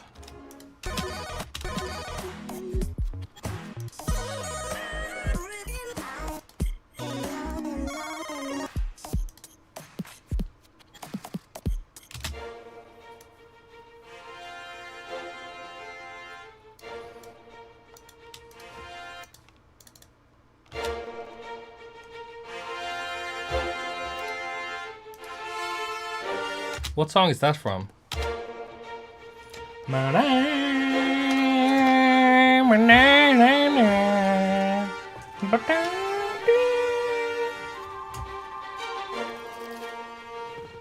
Patriot, okay. Somebody new.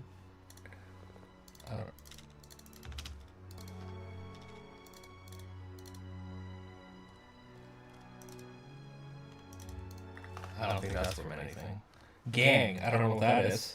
Oh, it's this thing that would you know?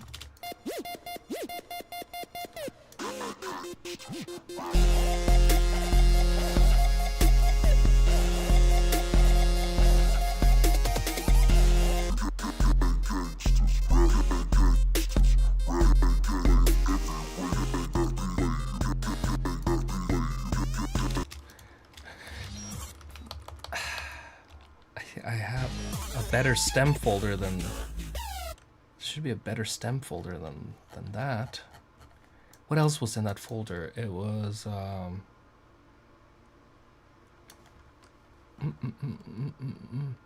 Friends? No, it's not here. I don't think it's in here. I don't think it's here.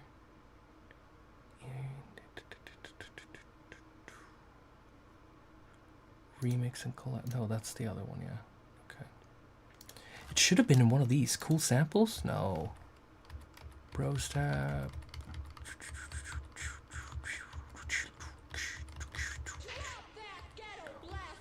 That's right. Let's see. Mel Sam? No. Oh. Oh no. Oh no. God damn it, I hate when it's like on the tip of my tongue there. Samples. Instruments.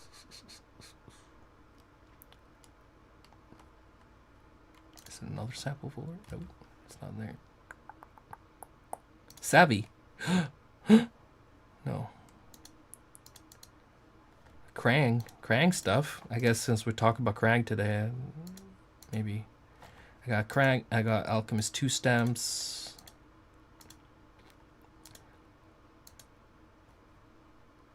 Argue. Saxophone bird. Oh, it's not fully stemmed. It's just like samples that I used in those things, for instance. Bloodthirst.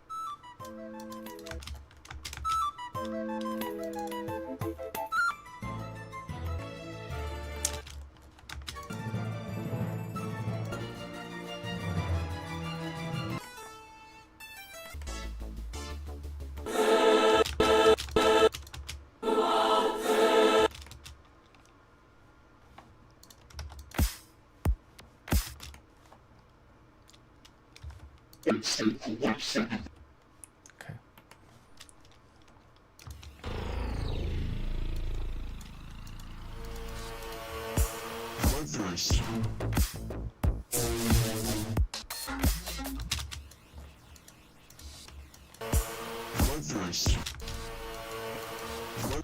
This one went in like 100 something, no?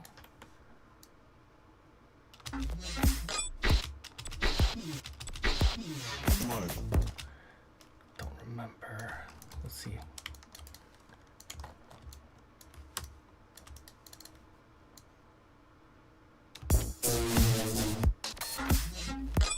$90. Okay.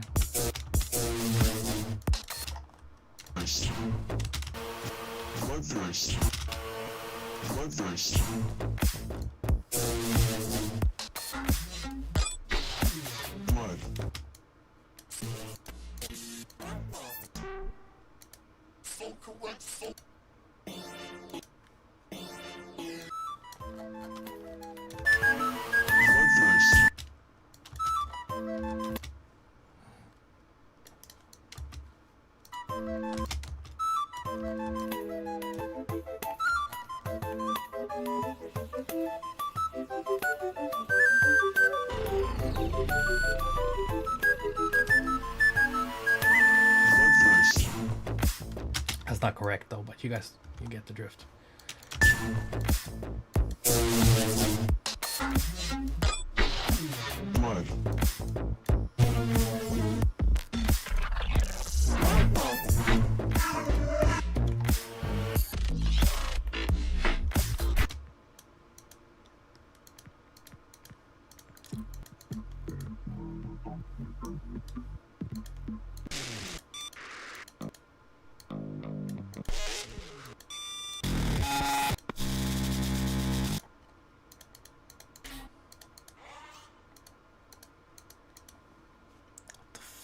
What the F is this master with?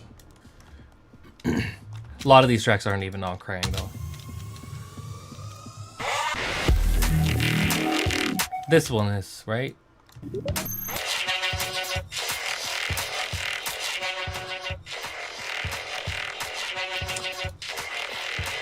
It's not Punch, it's the other one. It's called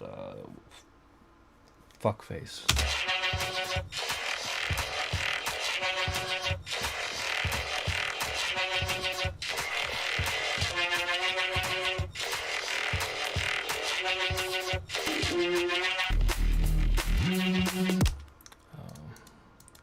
Where is those? They would be in Savant Umbrella and in Krang. Let's see. What's that track called again? Blade? Okay, let's see if I found Blade. Let's just do them by name. I probably didn't call it Blade. It was called something else when I was making it, and then I named it Blade when I was rendering. Which happens a fuck ton. So it could have been called Jungle Melt? Is it the Jungle Melt with the orchestra? Let's see.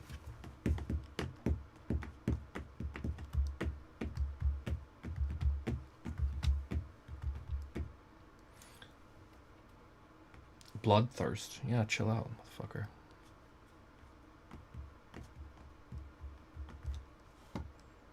See if it can open up anything here. Oh shit. Come on, boy. You can do it. I believe in you. There we go. Engine. Engine 2. You got this. Keep on. Keep on. Engine 2 again. Oh my god. It's a lot of Engine 2. Medieval sounds.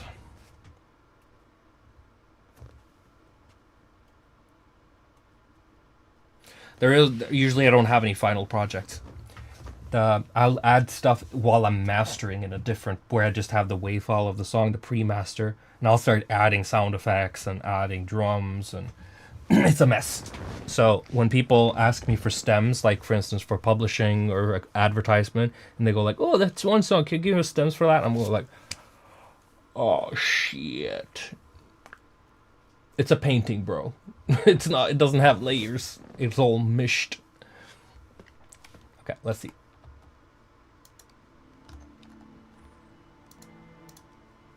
Oh,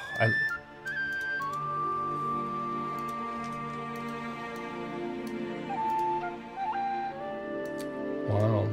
Humble master chain on this one.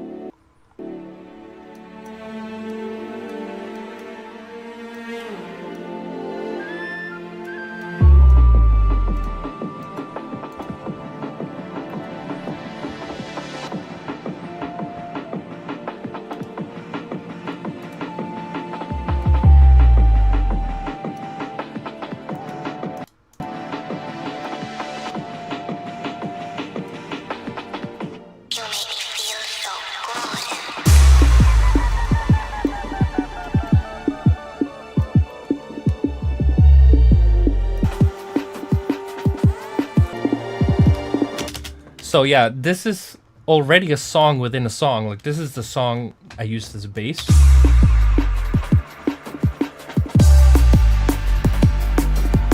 Which is probably why there's a song called Jungle Orchestral, which is probably some of these. And then Jungle, Jungle 2, Jungle 3, and Jungle Melt is probably, I called it that because I'm melting two different songs together. Oh yeah.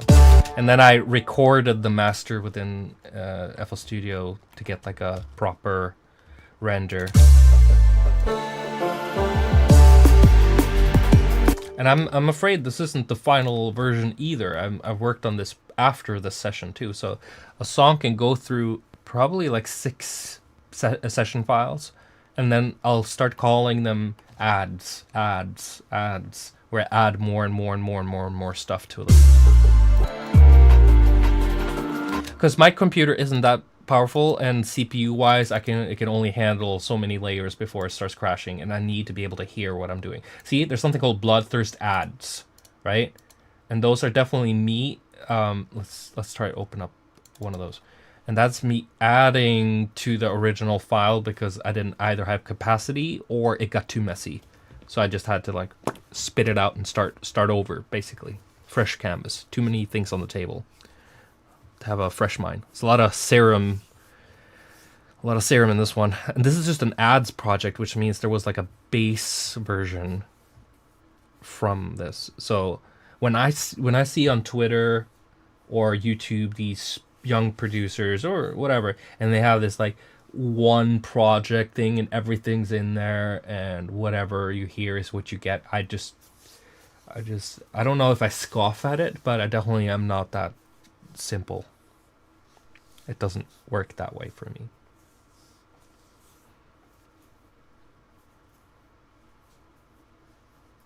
And it's not just like, ooh, it's not just train of thought stuff either. It's just like the work is always in some sort of phase where I'm not happy with whatever it becomes just because I clicked some buttons and it sounds like something else. Like, it needs to have... Oh my god, this is so harsh. My ears are bleeding.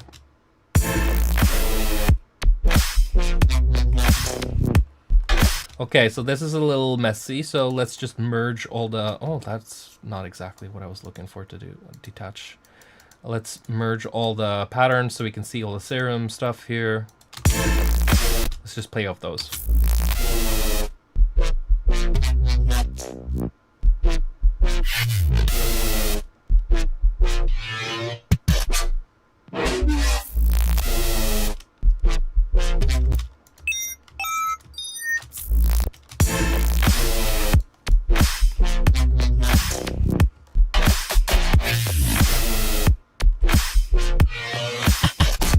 Okay, so if we play all these extra sounds, it sounds like this.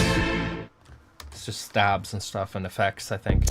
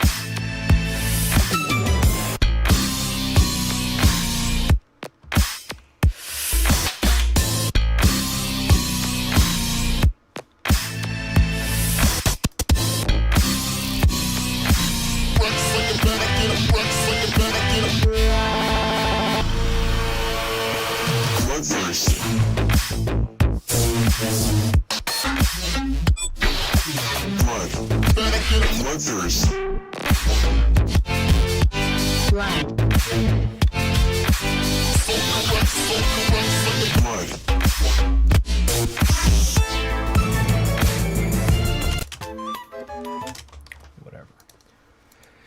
Beyond. So, I don't know if I've shown these on stream before, but there is the origin for the Krang album in the first place. So Krang wasn't supposed to be an album. It was supposed to be a new artist name, a new handle, a new alias. And it wasn't supposed to be here. It was supposed to be a completely different thing, completely had nothing to do with Savant at all. And I'm just gonna have to delete some stuff here so I can...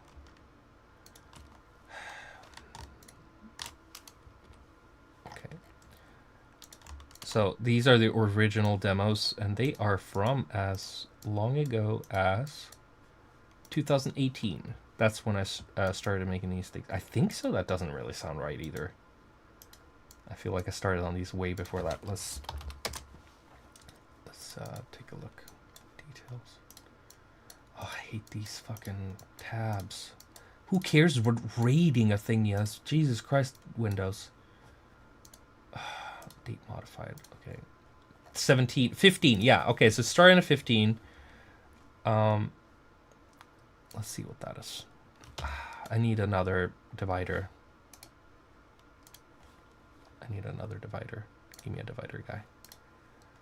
So, rich, whatever. Yes, I don't care. Give me a divider. There. I'll put it on top. Okay. I don't know what that is. 2016.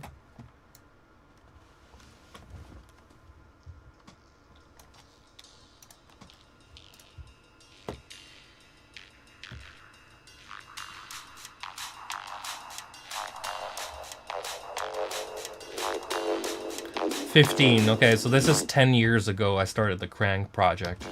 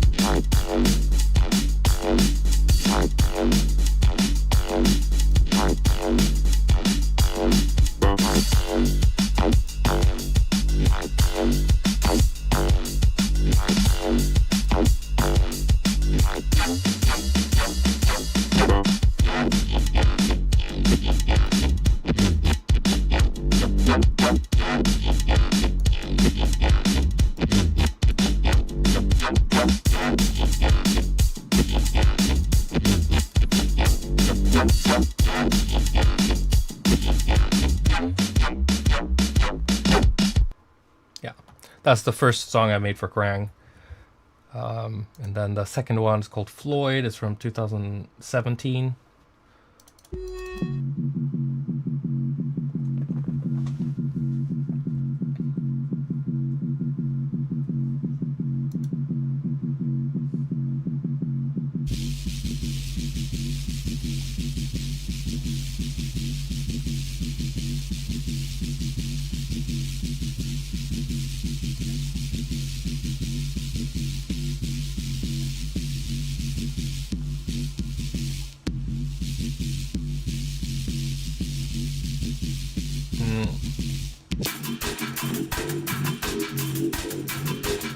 I feel like Floyd 2 is the one, so yeah, let's do 2.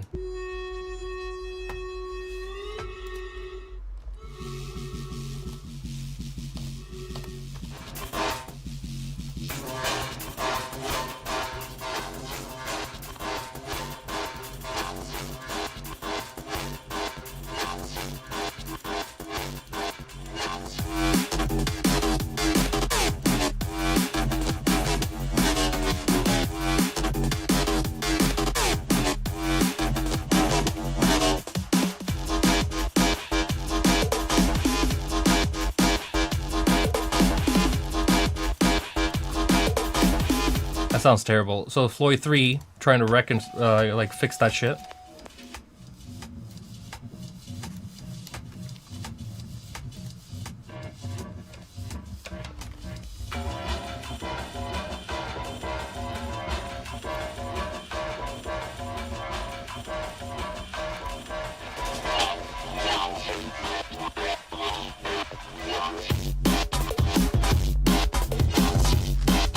Now. There we go.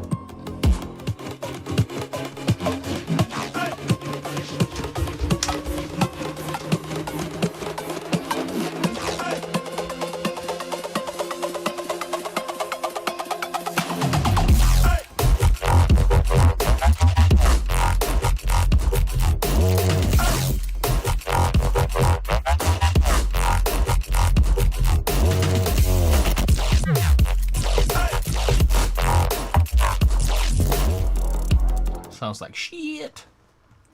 River Rat, thank you. Appreciate your little contribution to my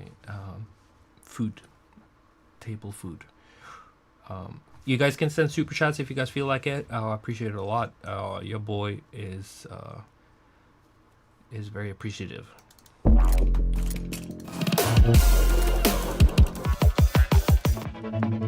Okay, Chasm.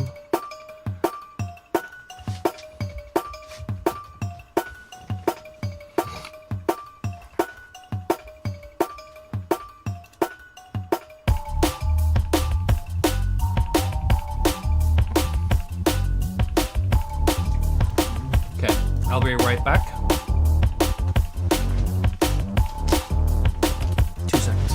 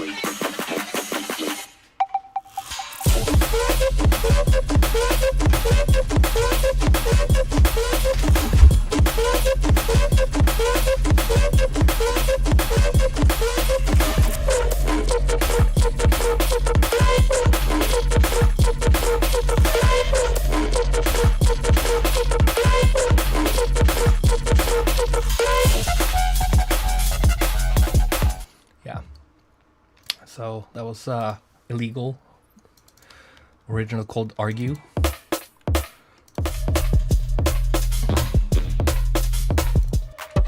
This is the first version.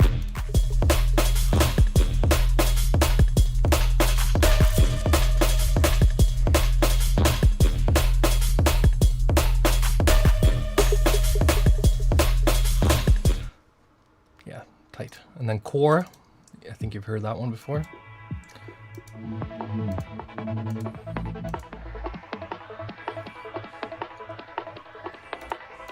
Or maybe not. I don't know.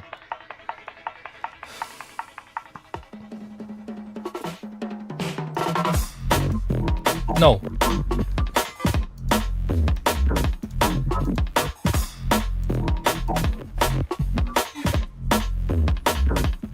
I'm using like new metal drums for this.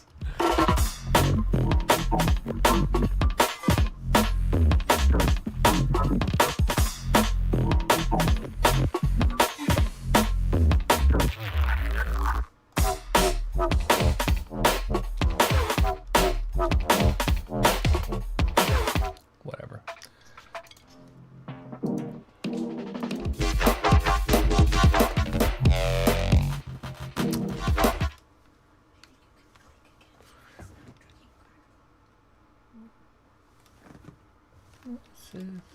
Doing okay.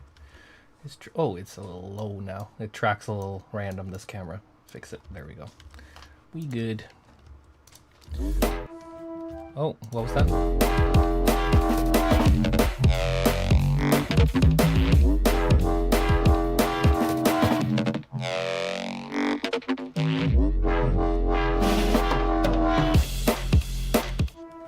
Does your kingdom have different time signatures?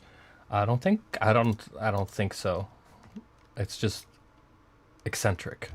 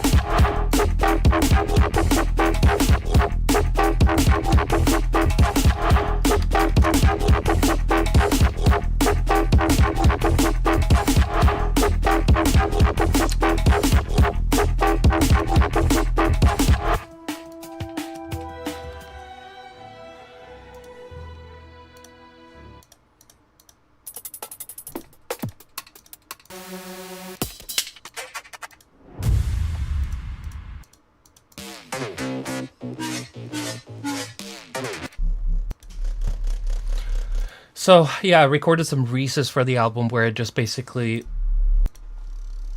put stuff on top of my speaker and threw some subs through it to record it in the room.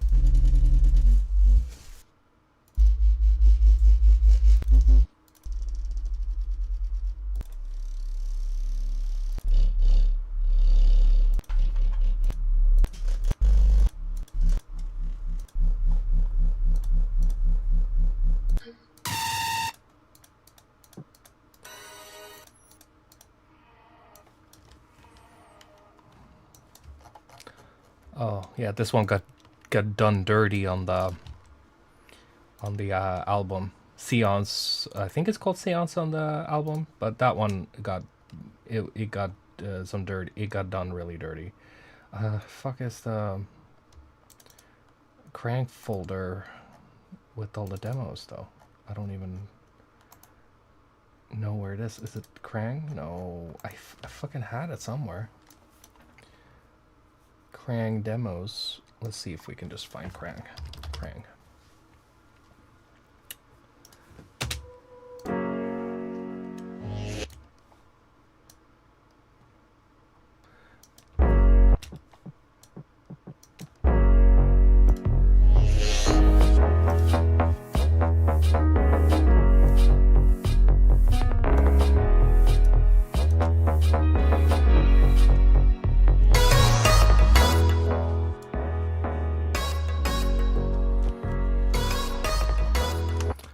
Let's 178.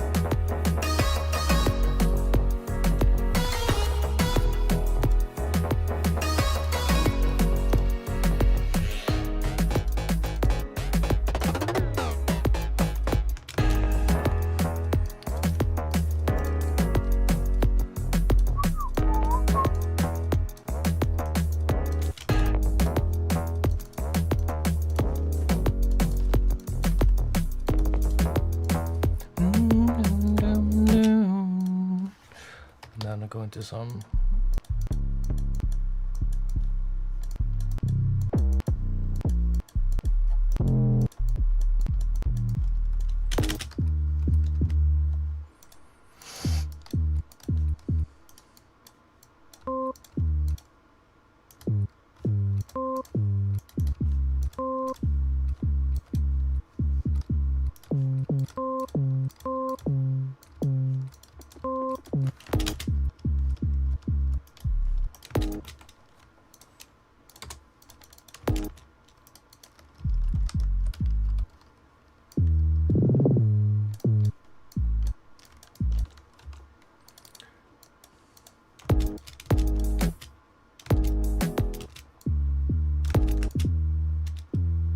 God damn, the pitch on that one's awkward.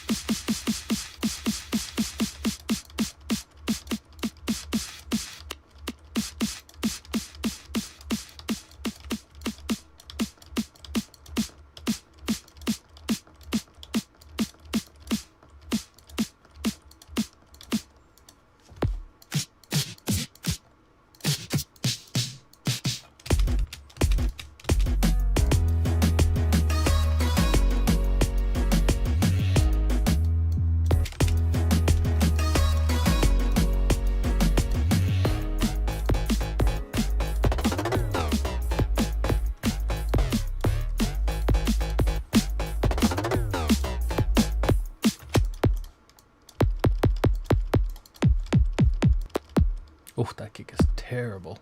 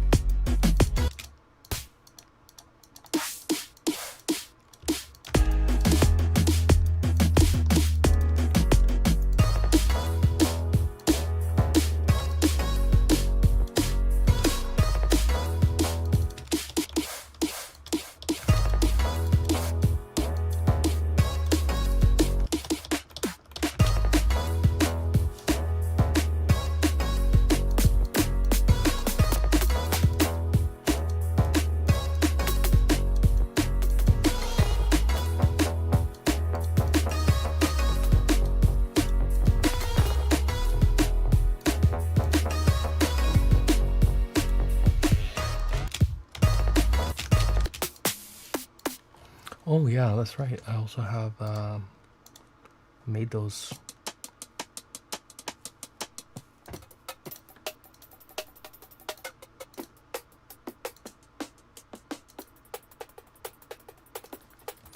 Some sweeteners.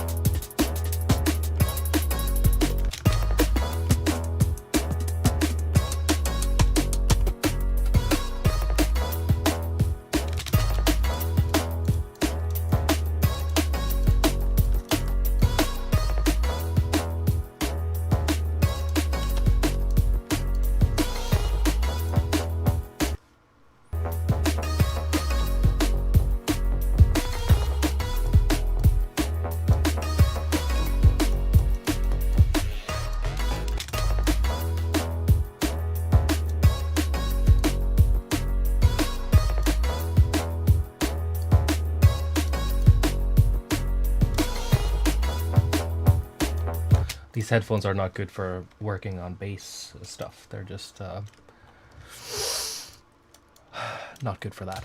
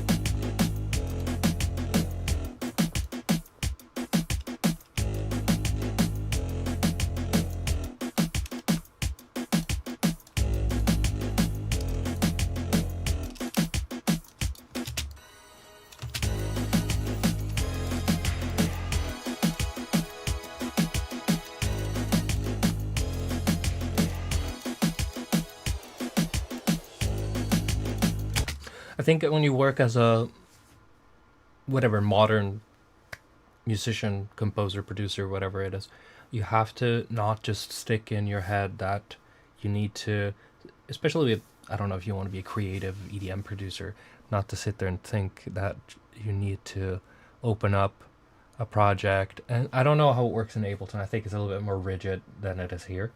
And same with Pro Tools and stuff like that, where it gets even more rigid. That you can't just flow your way through stuff and sketch stuff out easily. It has to be very, you have to do it in a proper way from the start, or else you can't get through the hoops. But I think it's super important to not just think that you have to sit there with plugins to create stuff. Or vice versa, where you just have to work with samples to create stuff. All of these, you can make good songs by rendering out a bunch of stuff and for later pick them up and do some cool stuff with them. I make tons of samples that I open up later, and I make them with the intent that I'm not going to use them now, but just like cool.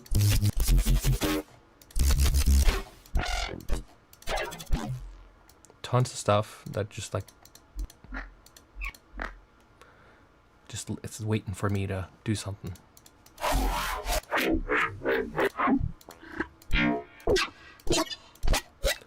Instead of using Splice or whatever idiot fucking sample or sample archive out there, just use some days when you don't feel creative to sit and just make sounds, save them out, and keep stacking those libraries. Make your own libraries, you know.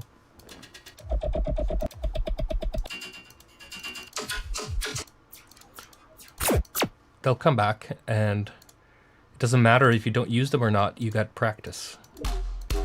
Keeping your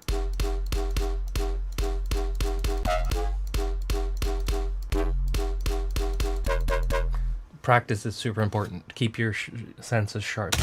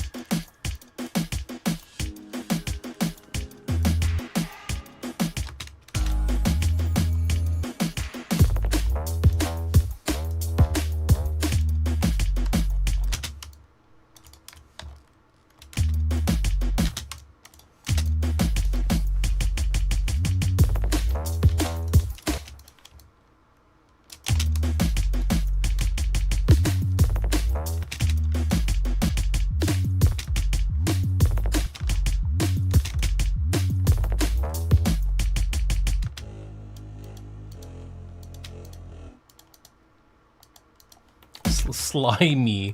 There's a track called Slimy. What the hell is that? Slimy synth.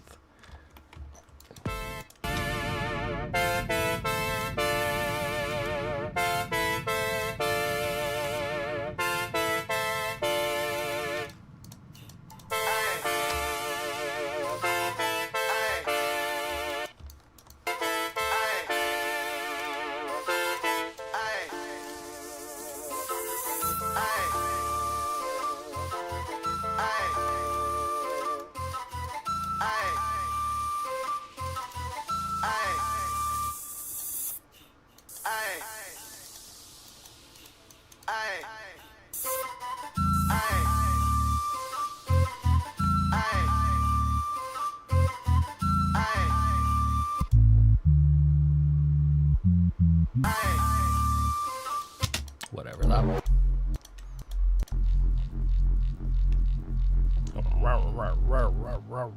Yeah.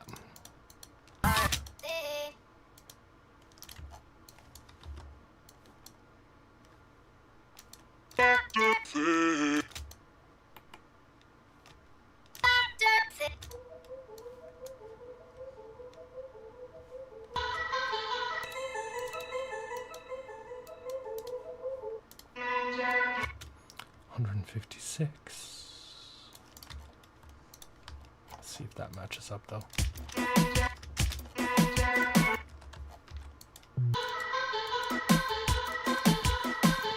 Ooh. Bum bum bum bum bum bum bum bum bum.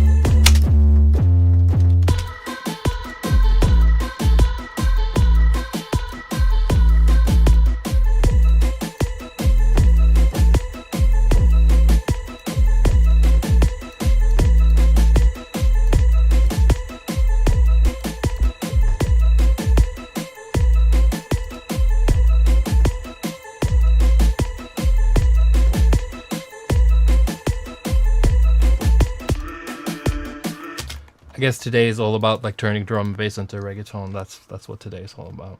Let's see what else we got. We can turn to reggaeton.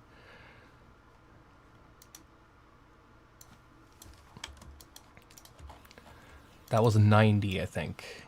So that means 180.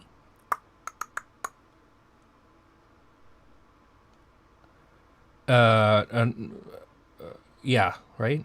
Yeah. Flow verse. Flow verse.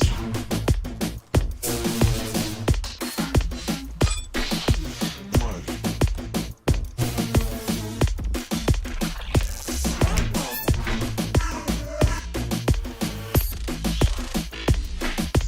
Blood.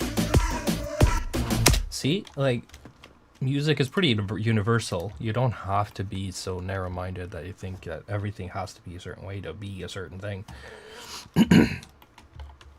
Humans are a little bit more rigid than music, where we cannot fly or, you know, do feats that we dream of, but, you know, we're incapable physically to do.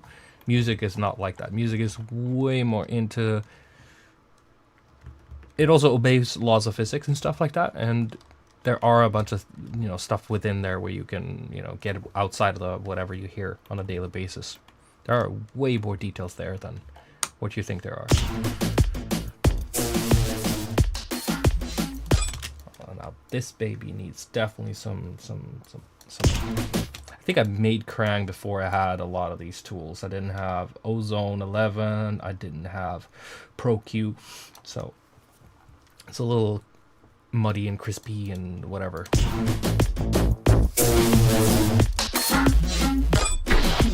Blood.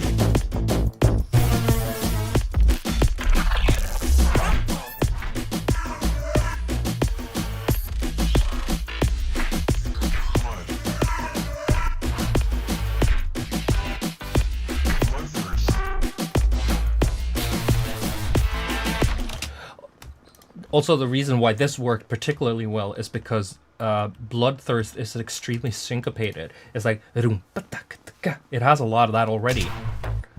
If you listen to the rhythm in the background, there's also reggaeton rhythm there.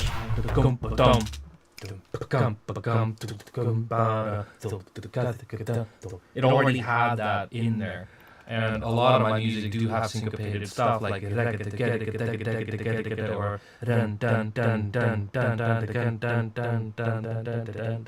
and all those things lend themselves really well to a more steady rhythm with like another syncopated drum beat like this one has, like the dembo.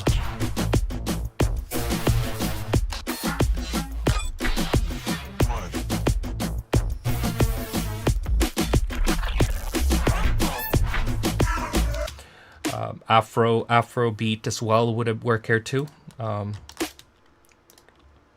Maybe Afrobeat has a little bit more of a swing to it. So, or if you want to do it genuinely, if you want it to sound.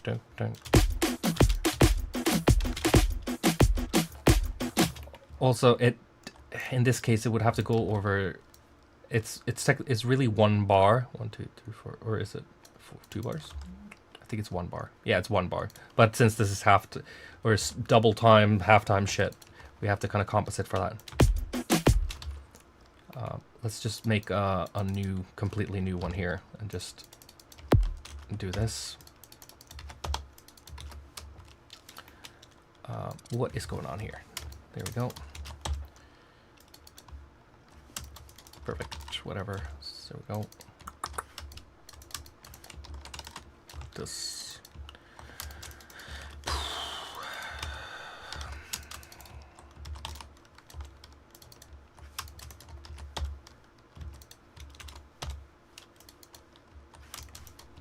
Oh, I miss when FL Studio had this split button, the slice button on the left side. Now I have to jump with my hand all over.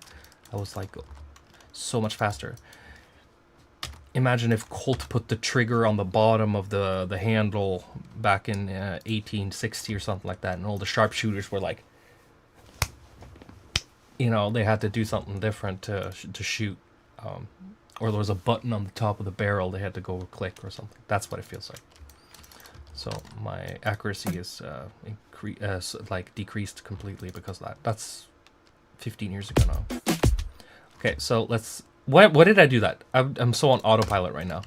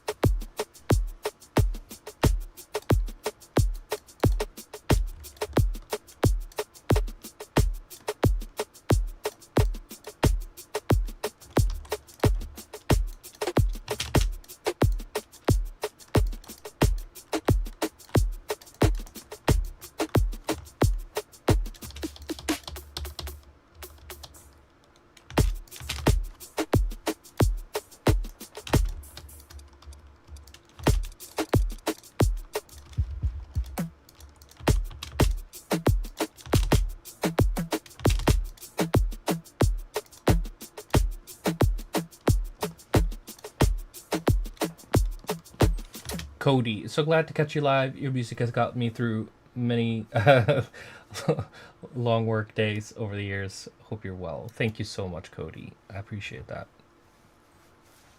Big shout out to Cody for $20. That's cool. So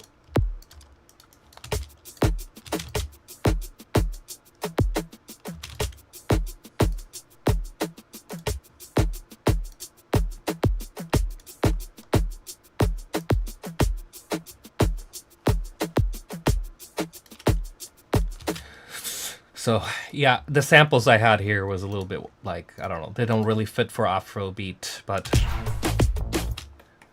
so it's a little bit like whatever, whatever, but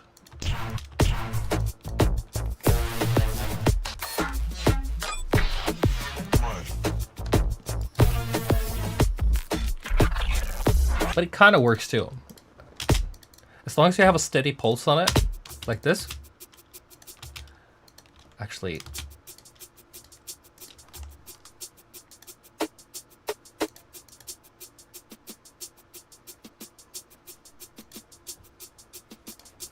what kick and snare pattern you put here is kind of like, you know, you could do a lot of creative stuff. It doesn't matter. Well, it does matter a little bit, but.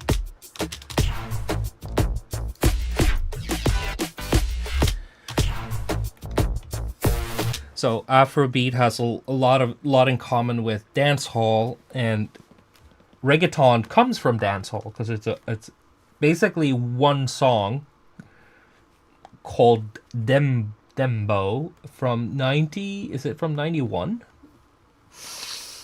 Which basically Shabba Ranks, I think it's called.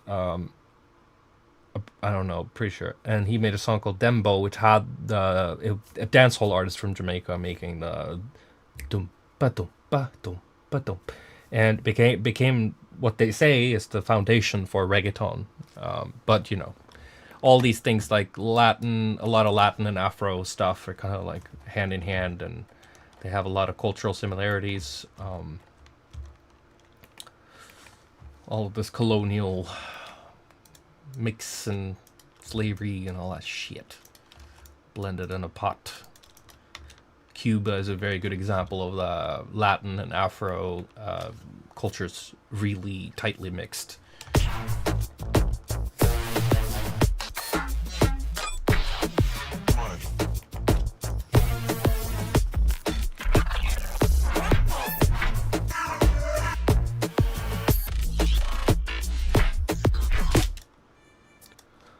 Oh, here is the Bevilacqua song demo that I sent to the guy who played the saxophone, and I think I wrote the riff so he could have something to play with.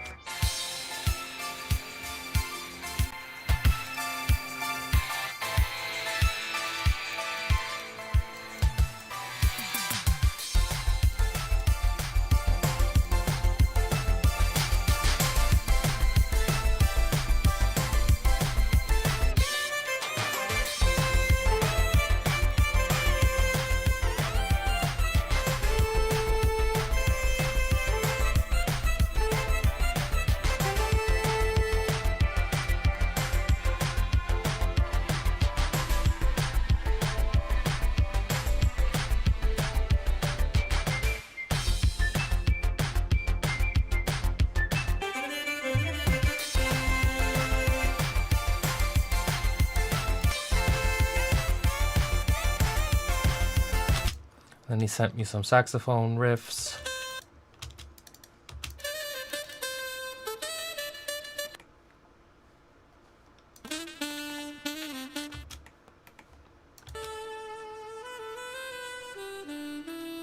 I think he did some improv. He did a bit different mics. One with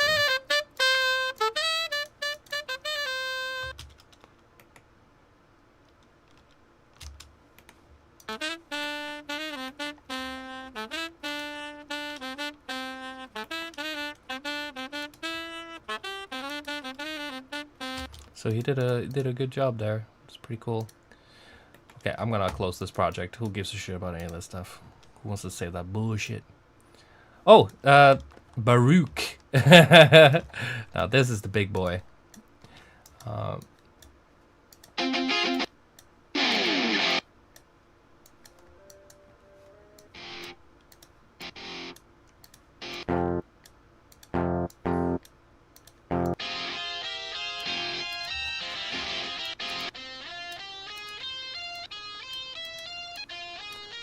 Here's all my guitar parts where I recorded.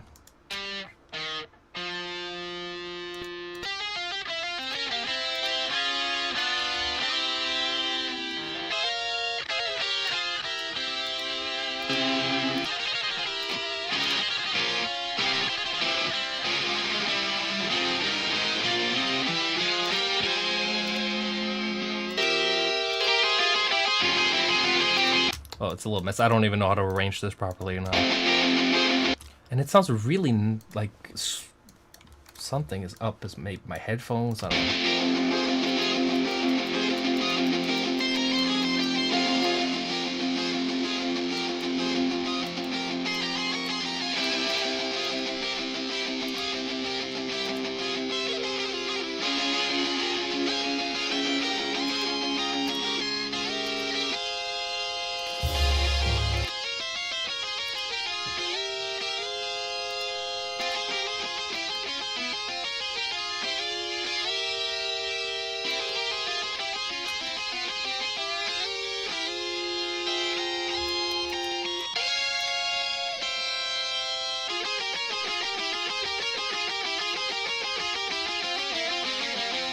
I love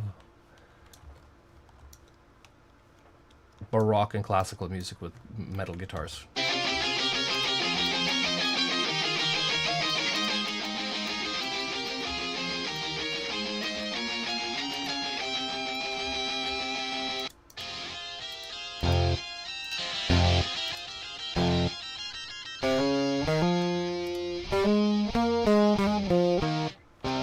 Oh yeah.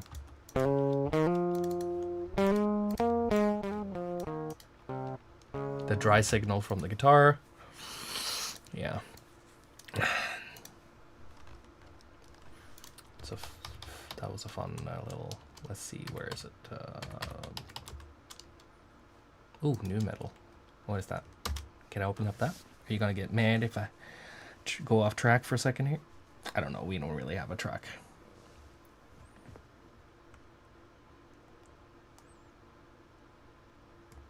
Yeah, those are real guitars.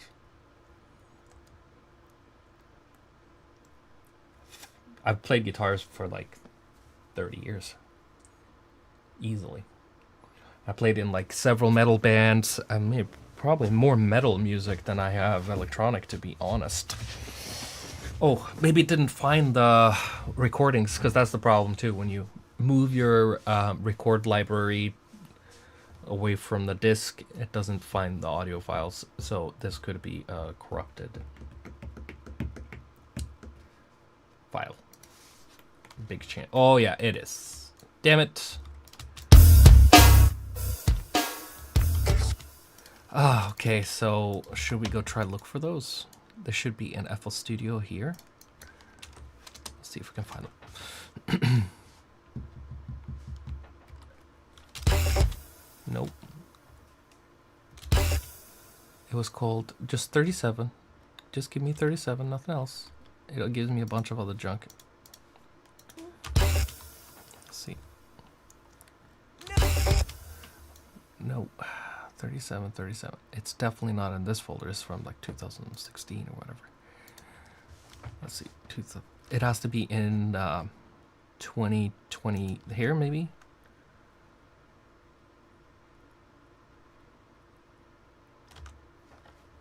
Let's see if I can find it in there. Is this it? Yeah, I don't think so, bro. Not this one. Okay, so it's not in there. Is it in... When did I make this goddamn project? 2024, so it should be in a very new folder here. Maybe. Let's see. Netherlands, India. Hey guys, welcome.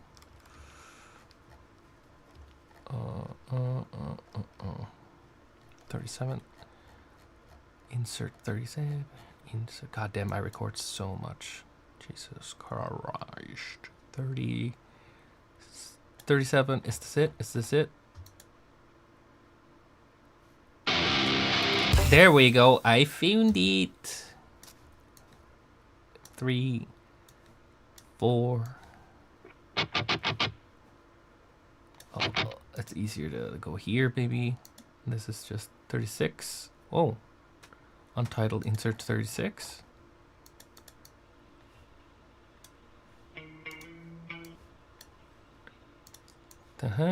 So these are things I have to deal with every day. It's part of life in my world. 37. I don't even know if this song is any good. I haven't rendered it, so maybe it's not. A lot of work for nothing, huh? 30.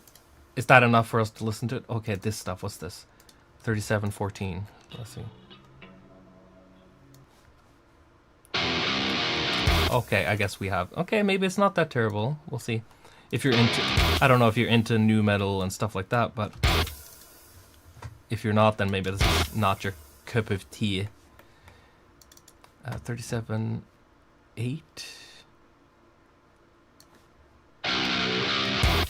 37:9. 36:15. Okay, maybe that's enough, I guess. Let's just listen to what we have here. I feel like this is not mixed well, so I feel like I need to prepare my ears. Ooh. So somebody is asking me before we're going, how do you effects the guitar on your tracks? Do you have analog pedals and stuff or full digital? 20 years ago, I used to be full analog with all that stuff. Not full. I used a computer to record, but I had a cabinet and an amp and full pedal set, stuff like that. And now I don't bother. I have a box full of old pedals and junk that I never use anymore because I found some tools that sound really good, and I don't give a shit at this point. I'm not in a band. Metal is dead. This is just like, it's not mainstream as it used to be, and all that stuff, so I don't really have any need for it. Like, I'm not producing bands anymore. I used to produce metal bands back in 2005, 6, 7, 8, and then it kind of just dabbed off. The culture changed, EDM took over, metal wasn't the big item anymore, especially it still is in some parts of the world, like Latin America, in Germany, Finland. You know, some countries do really cling to metal, but you know, the main markets like North America, Western Europe, and I think metal has a place in people's hearts in cultures in Japan. Yeah, Nightwish is one of my favorite bands. But okay, let's listen to this shit, okay?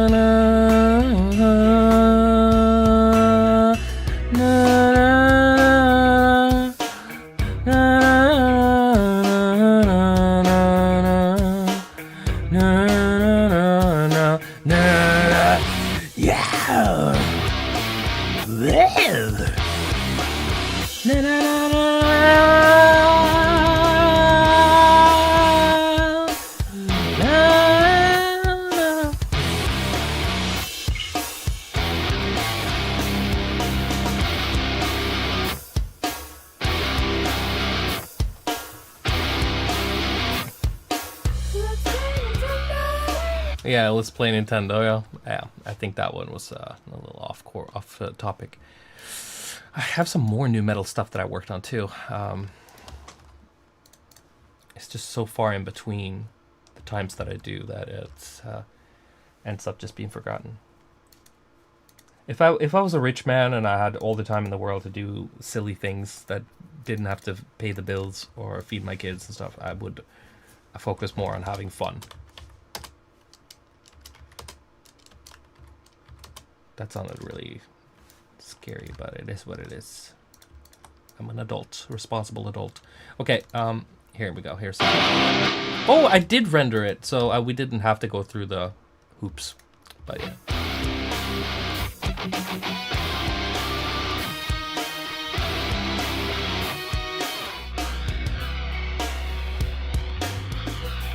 Thanks, Stu.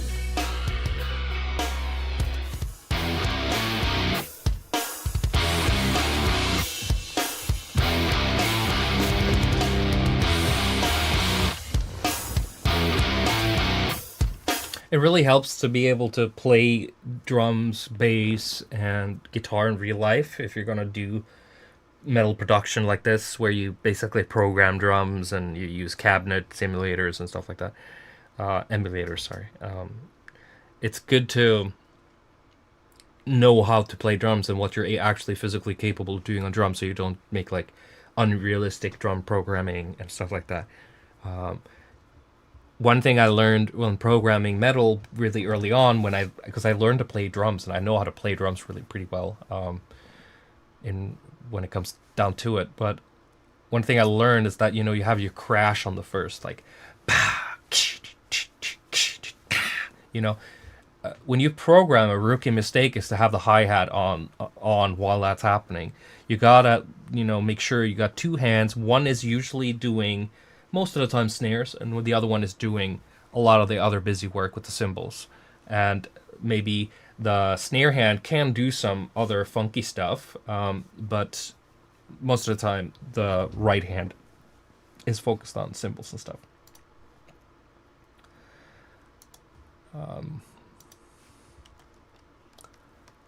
The metal outro is something I made. Like I've recorded that. I recorded some black metal stuff, but the sample is from an interview with the band that says melodies you can whistle to. What the fuck is so dark about that? And then also paralleling an interview with Rob Swire where he was asked by an interviewer, like, yeah, how do you come up with these melodies? And, Rob is just saying he wants like the apocalypse type of melody stuff. Mm-hmm. Yeah, I screamed like all the screaming, all that stuff on those songs. I have tons of songs where I did that back in the day. I just don't do it anymore. Okay, let's listen to this other song. That's also new metal, but this is more like, I don't know. This is a little like Queen of the Damned. Do you guys remember that movie? Thank you, Dax. It's also a little Linkin Park-ish, but a little Queen of the Damned inspired.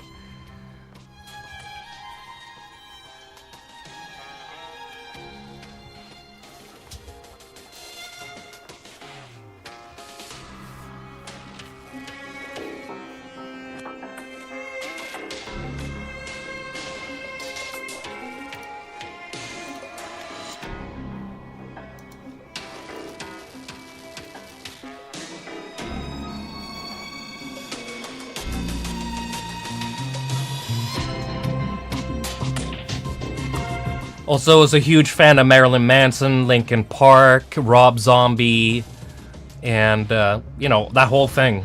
Electro mixed with metal and hip-hop,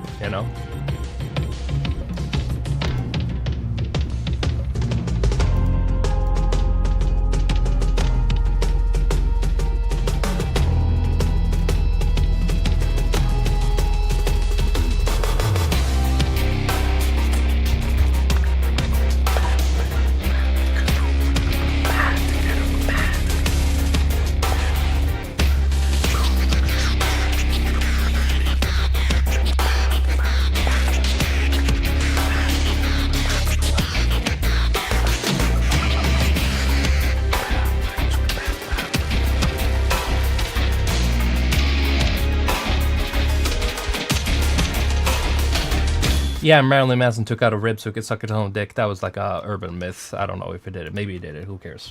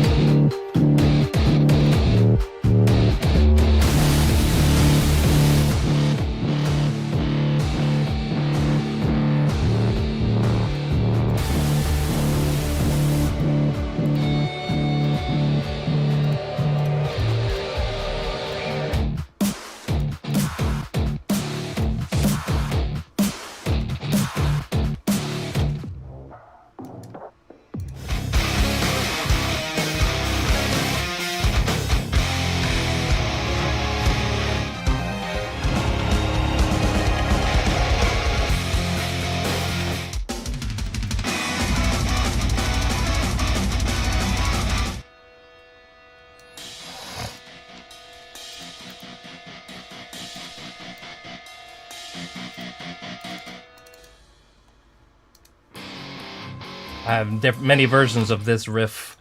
This is probably a better version. This is one of my favorite riffs that I made.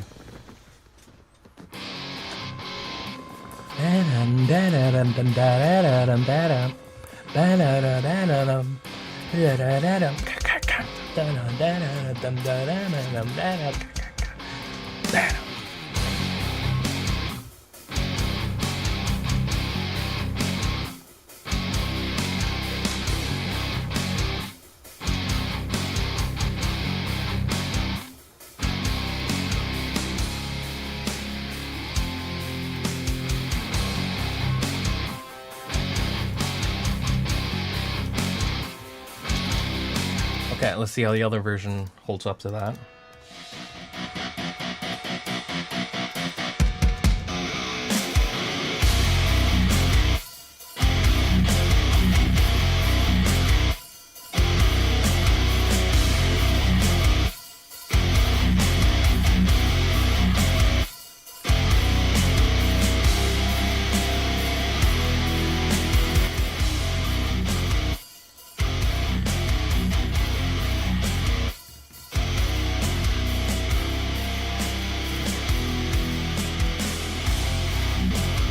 I might have another version, even a third version. Let's see if I can find it.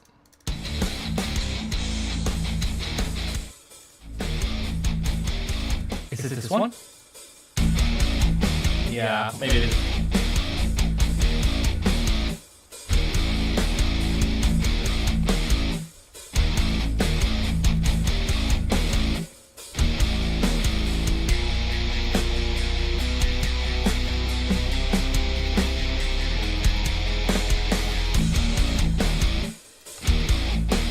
So this the game I'm working on right now, there's like a little spoof in the video game where we needed some sort of like really brutal metal, and where is it?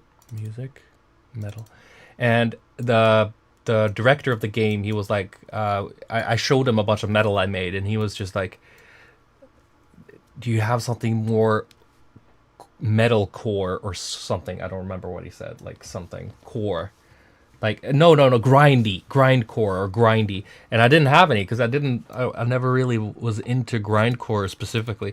So the morning I couldn't sleep, I tossed and turned that night because I was just so mad that I sent him like 13 songs and they were like the most extreme shit I've ever made, and he wanted something even more crazy. So I basically, first thing in the morning, I just woke up and I just made a grindcore type song, and he loved it, and it's gonna be in the game as like a little thing. So this is what that sounds like.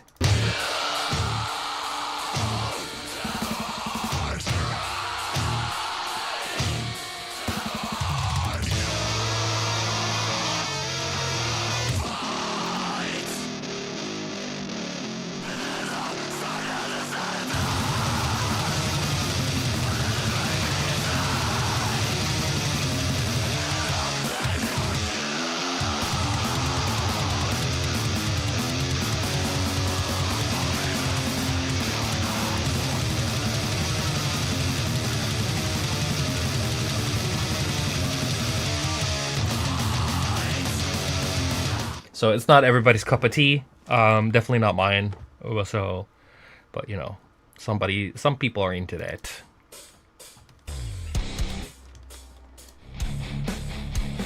I'm more into like more steady stuff, classical metal. You know, the stuff that makes sense. One rhythm at a time, guys. One rhythm at a time.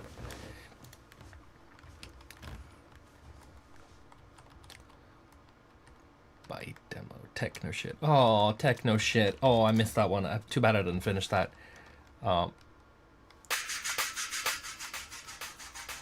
had such big plans for this track.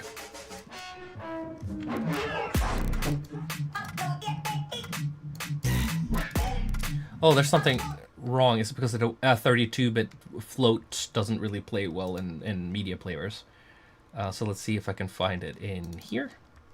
It should be in here. Techno shit. Right, it is.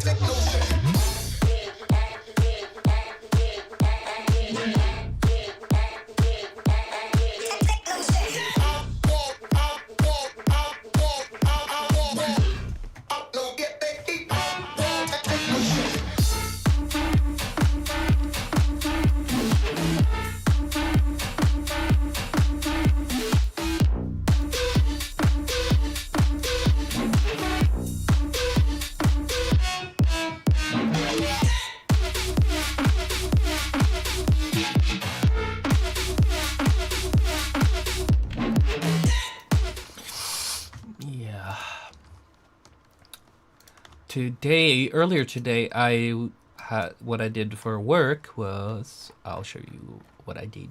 I organized all the hex demos because it was all just in one folder. It was driving me nuts. It was really difficult to go through and find stuff. So now I actually sorted them out into folders, and then I have a miscellaneous folder with just like one-offs that never made it, and that's like 87 unique tracks that were like bleh. But here are tracks that kind of made it and have like several versions. Like this is all the Babu versions. Belong to the Night, Freaky. That's a lot of demos. And Sable. That's how many versions of Sables there is. Just like 23. Pre-master. Jesus Christ. So if we sort them by date modified, the other way, There we go. That will be Sable Demo 1 all the way to the finished product. Yeah. This is the first Sable version.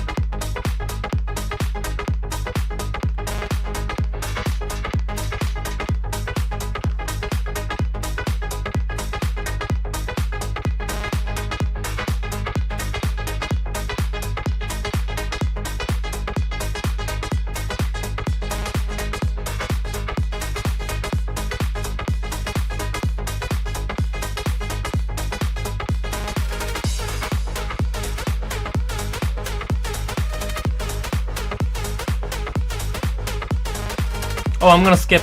I'm gonna skip right now. Just 2 seconds. I'm joking. But yes, I'm gonna skip.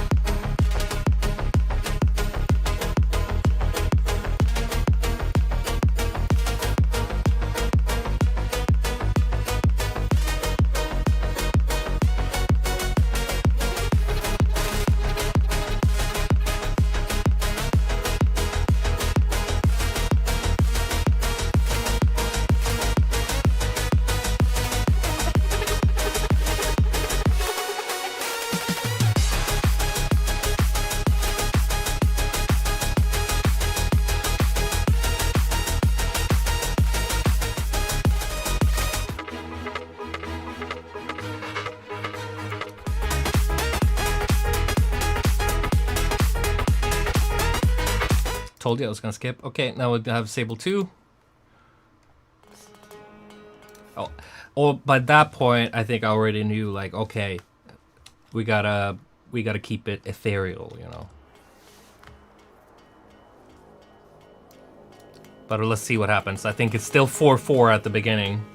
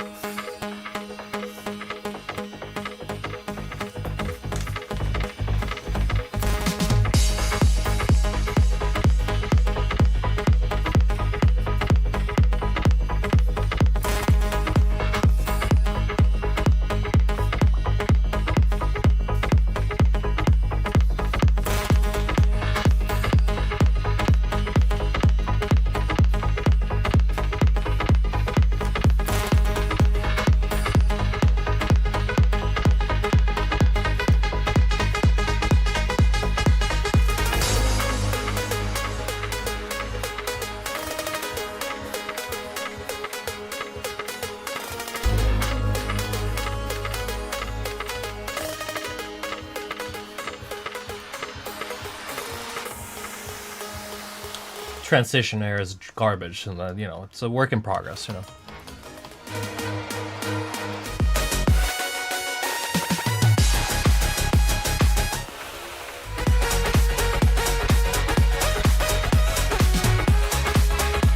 I think at the same time I was making that, I was also working on another track.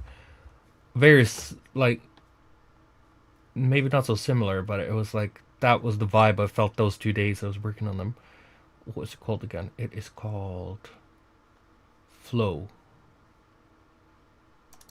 Yes, these.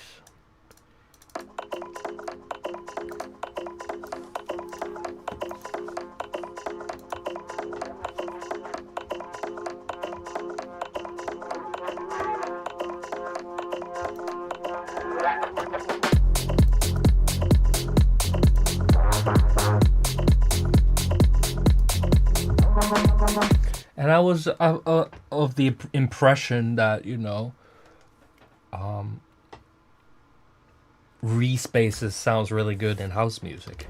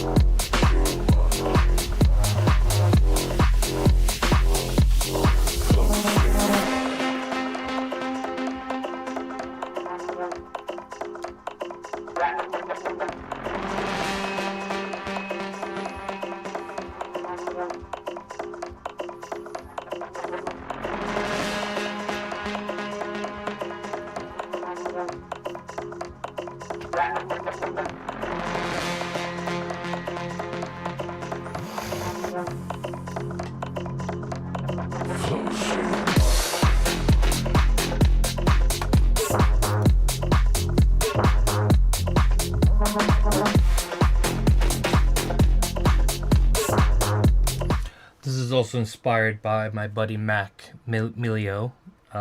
His tech house style is insane, and like him existing kind of made me go wanting to create electronic music again. So I owe a lot to him for like reviving my sense of adventure in electronic music.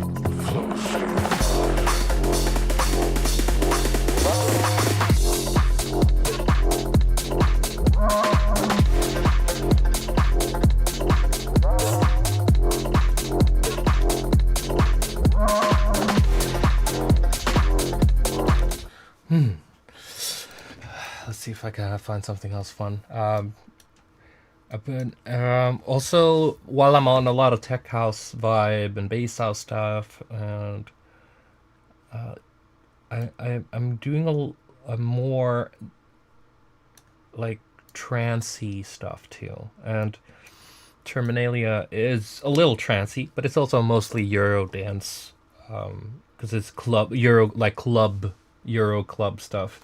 Very like cheesy, on the nose type stuff. It's not very like progressive or anything like that. But I do have something that's a little bit more trancey. I think I've shown you guys Ave Maria before. Let's see, Heaven. I don't remember if any of these are. Jet lag. That's a little techno-y. I like the jet lag. Lithium definitely is more Swedish House Mafia stuff. Melotex. I don't know what any of that shit is. New Planet. Oh yeah, I've shown you guys that one before. Ophelia. Aphelis Opus, I don't know what the fuck that is. Or Urigu, I don't know what the fuck that is. Or this one. Fucking don't remember any of this shit. Let's see, right? Let's see what this is.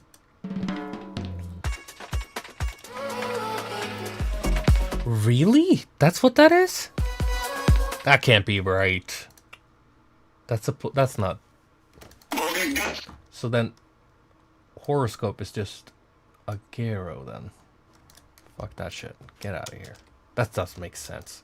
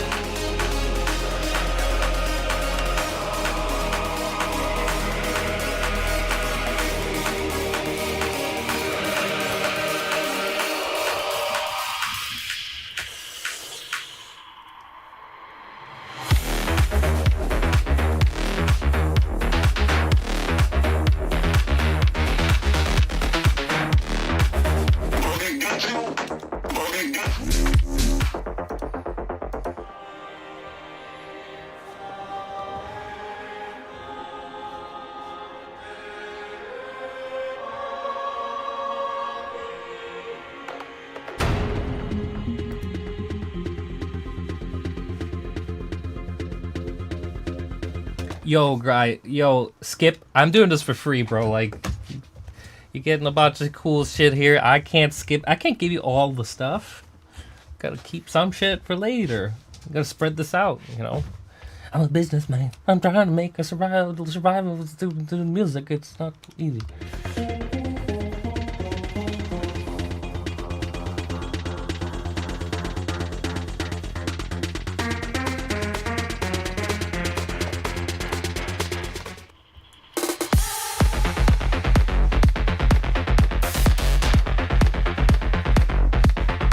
Yo, send me a super chat, dude, with some serious stuff. I'll play whatever, almost whatever.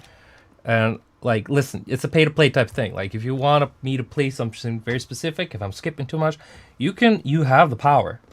I'm just letting you know.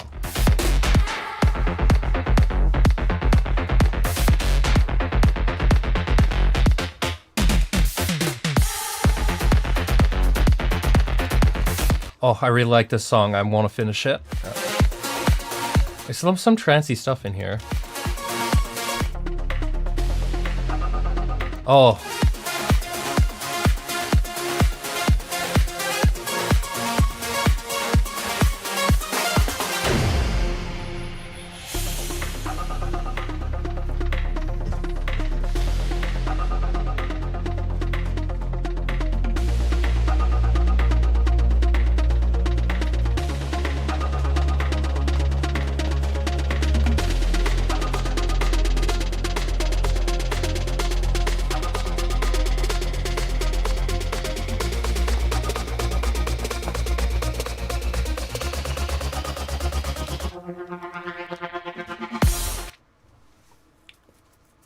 Yeah.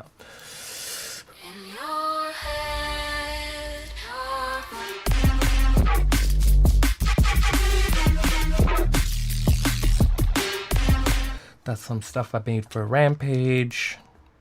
I made a different version of it, I think.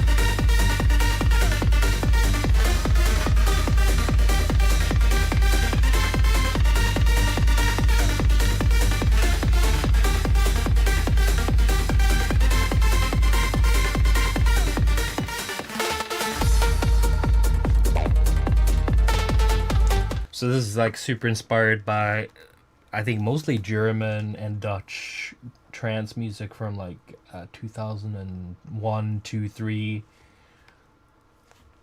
More hard trance type stuff that was called hard trance back then.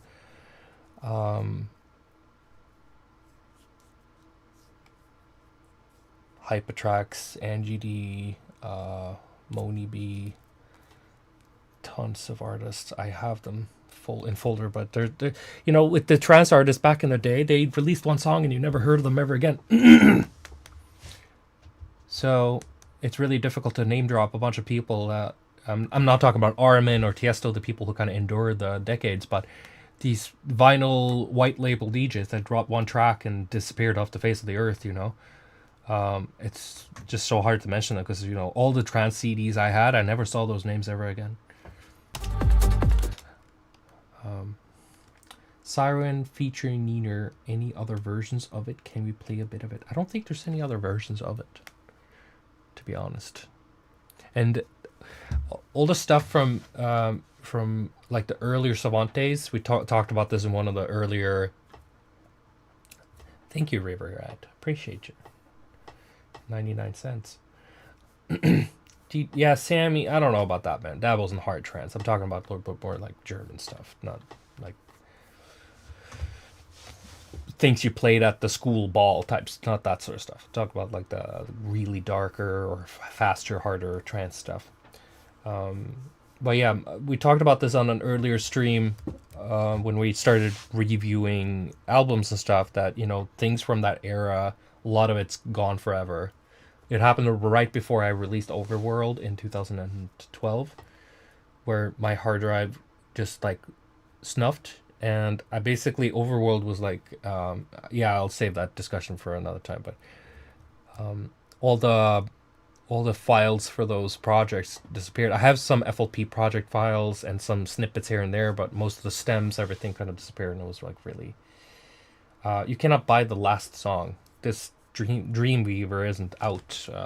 None of this is out. I'm pretty sure it never will never see the light of day. In your head.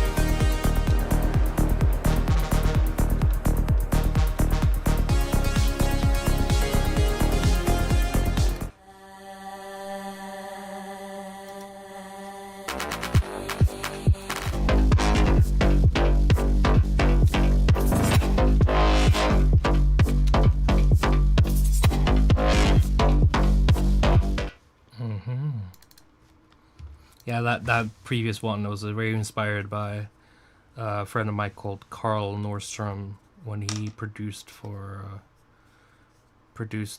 think it's Red Light for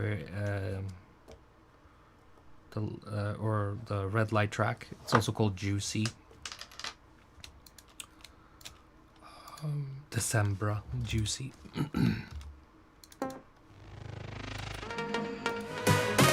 Oh, was it called Opus at some point? Or oh, yeah. Okay, now I know. That's good to know. Yeah. Sometimes when you make songs, you're not really sure what you're gonna call them and stuff. Okay, so Opus is Sable. Where are you, folder? There you are. So, okay. So there are more versions of that than I thought. Okay.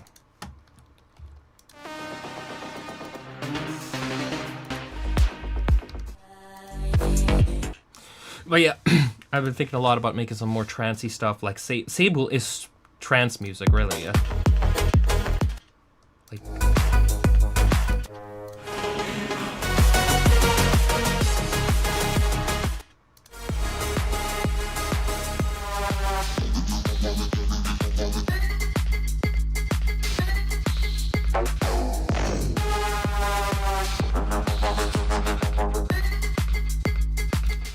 Red Light as in Swedish House Mafia.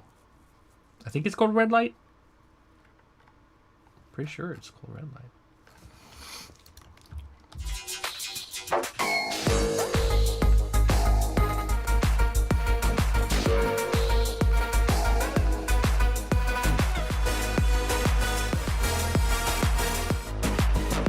Okay, so reason I'm kind of going down memory lane on these demos and stuff for Hex is because once the third EP is out, I'm going on the huge undertaking of creating like a master Hex compilation with all the 3 EPs in one package with alternate versions of all the tracks.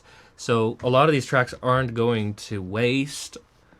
Like the earlier versions of Sable, those are like gonna be remixes basically of Sable and stuff like that, where it's imagine what I did with the Void DLC in a way, but similar, and then doing that with Hex too, where I'm taking but there's like, for instance, with Babu, I have more versions of that created after it came out even. Like that's one of them. This is a remix I created like a few weeks ago.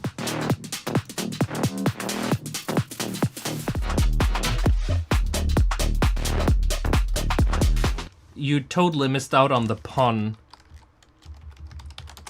expansion or extras.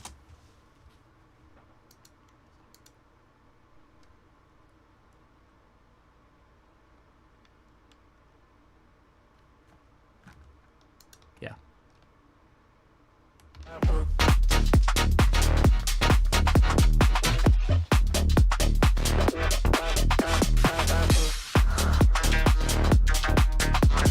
And then I have another one.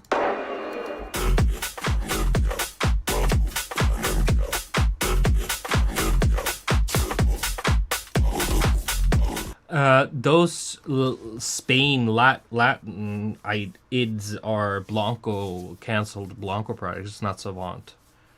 They're not supposed to be. And so if I'm thinking what you're thinking, I had a session a few weeks ago or a month ago on stream where we looked through a bunch of Latin stuff, and that's not Savant stuff. So I don't think that would come out. It's just for fun, you know. You got to do something for fun.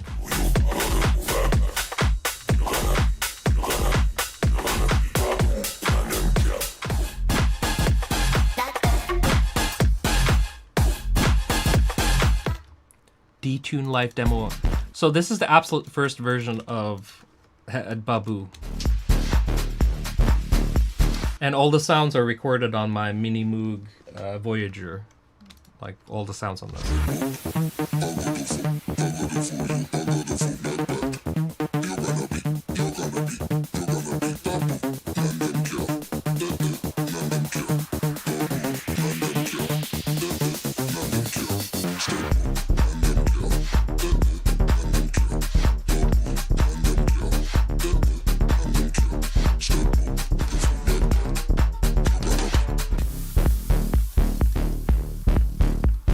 And then, you know, Mac helped me work on it and really put it into shape.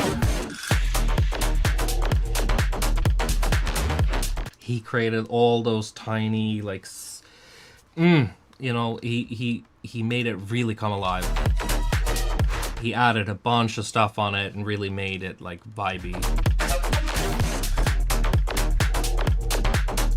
And then he sent it back to me, and I added some extra stuff too, so we had like 4 or 5 rounds of like adding cool shit.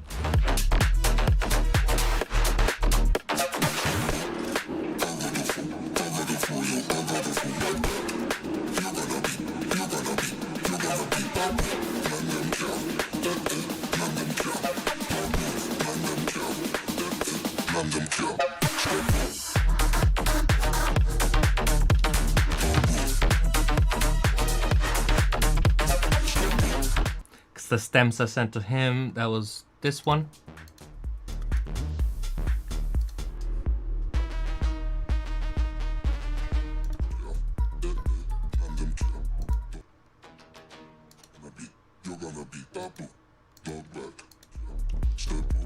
Yeah, so it's a big difference.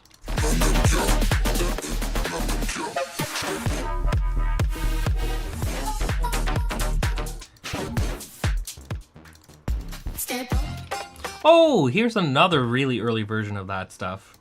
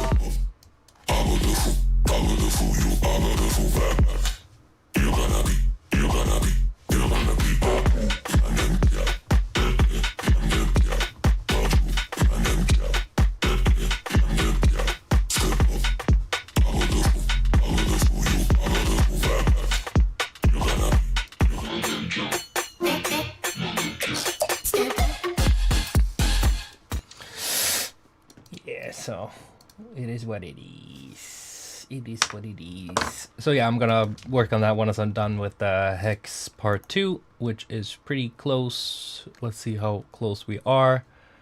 Oh god, yeah, I just made, oh my god, you guys have no idea. Woo!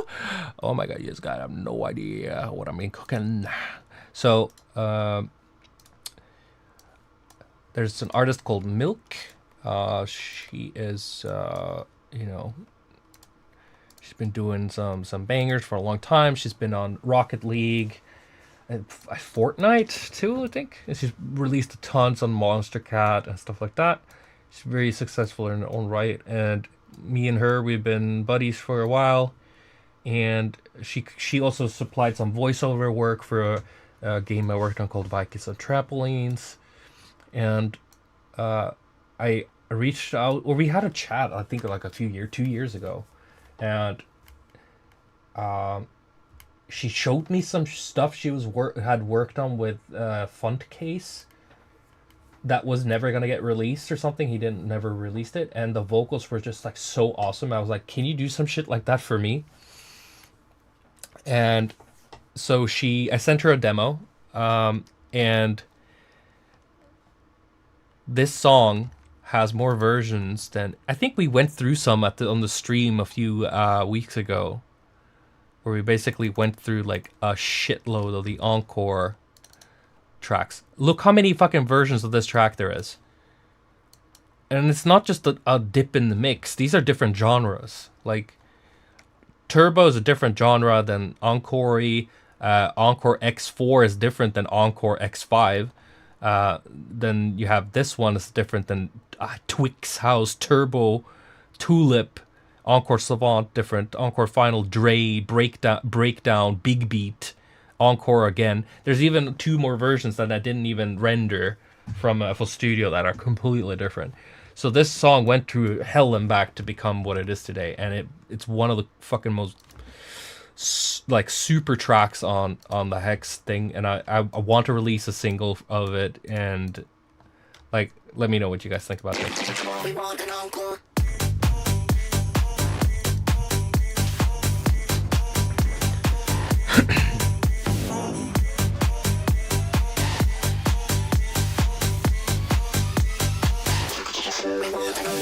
One shot, two shot, three shot, four. Take it to the floor, we want an encore. Take it to the floor, you know we want more. Take it to the floor, we want an encore. 5 shot, 6 shot, 7 shot more. Take it to the floor, we want an encore. Take it to the floor, you know we want more. Take it to the floor, we want an encore. 1 shot, 2 shot, 3 shot, 4. Take it to the floor, we want an encore. Take it to the floor, we know we want more. Take it to the floor, we want an encore. 5 shot, 6 shot, 7 shot more. Take it to the floor, we want an encore. Listen to this. Take it to the floor.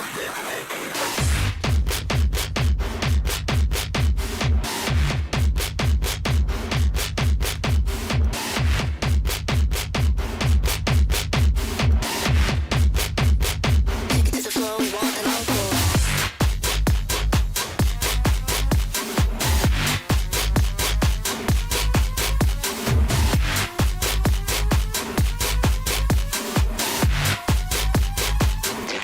We want an encore. 1 shot, 2 shot, 3 shot, 4. Take it to the floor, we want an encore. Take it to the floor, you know we want more. Take it to the floor, we want an encore. 5 shot, 6 shot, 7 shot more. Take it to the floor, we want an encore. Take it to the floor. Yeah, so I was really happy when I got that shit down, and it's so tight. I'm so happy because it took 2 years to make that song. Oh my god, it took 2 years.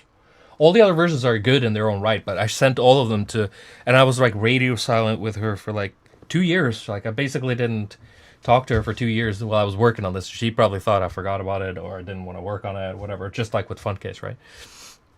And I've been no girl. I've been grinding on this track for fucking 2 years now. So I sent her like all the versions, and you know she agrees that they're all like good in their own right. Some are stronger than others, but this was the one. Like this one was the one. That's 2025, baby. That's the one that's coming out. Boom. So yeah. So we definitely want to like put that one out next. Jesus Christ.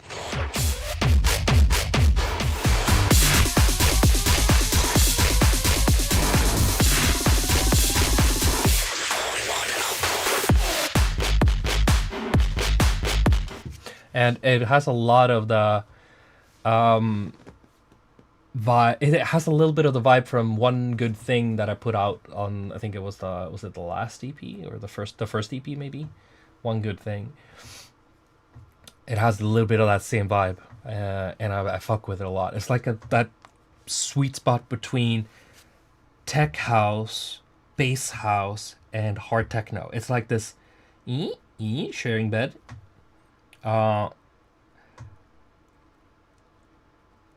And yeah, I really like it. Yeah, we're not listening to the first version of that. I don't want to spoil that shit. I think we have at a previous stream. You can go through the other streams and see if you can find it maybe. But yeah, that's it. Whew. Got super excited about that. Yeah, that one's coming out. I'm actually just working on cover art for this one, and then I'm putting it out. That's all that is left for this one to come out. Let's just put on some garbage to kind of like send us off a little bit here. Trying to find something some garbage. What is this?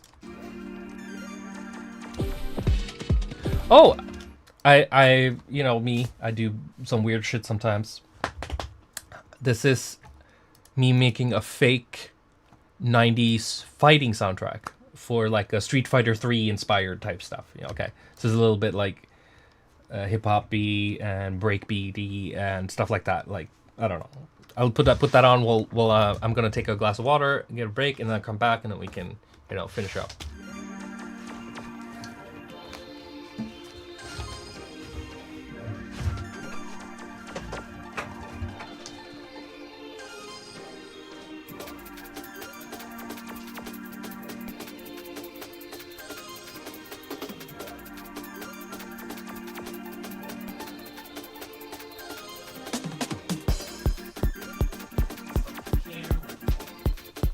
It's like looking for me, I think. I think it's like looking.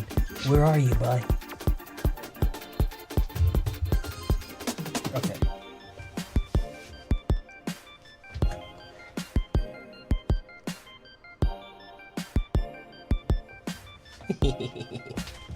Fucking creepy.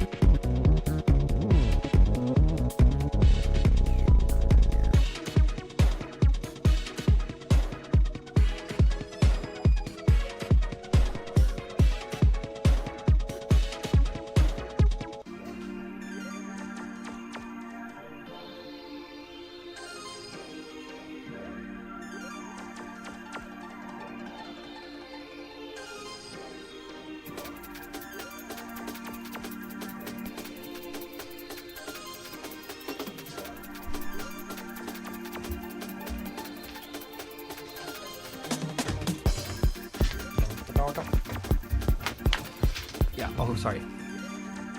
It already started playing the other beat.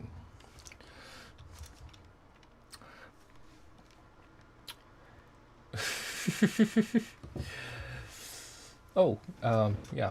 There my face is. I'm over here, boy. Come after me. There we go.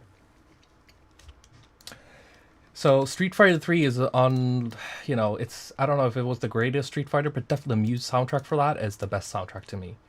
I was never a fan of the Street Fighter 2 or the modern soundtracks as much.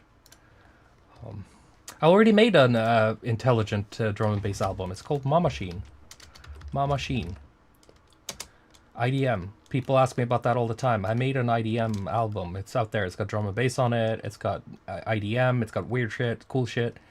It's got some proto dubstep stuff.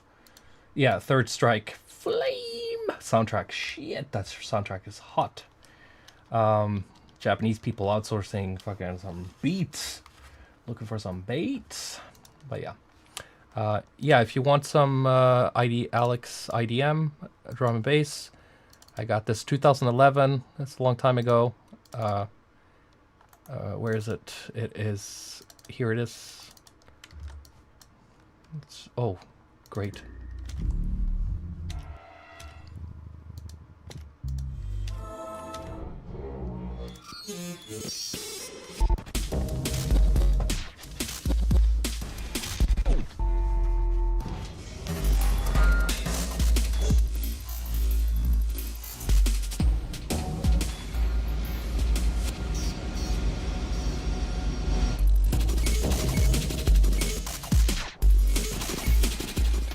There's some chill stuff here too. If you think it's too dark, I'm sorry. You don't have the balls. So 15. It's not that important. It's not that important. It's fine. It looks fine. Yeah. Like this. This is super happy and nice. I don't get it. What you mean, man? Like, look. Is this too dark? It's IDM. What do you expect? If you're thinking about ambient, that's something else. But IDM is a little, you know, glitchy, weird, dark, all that stuff. No.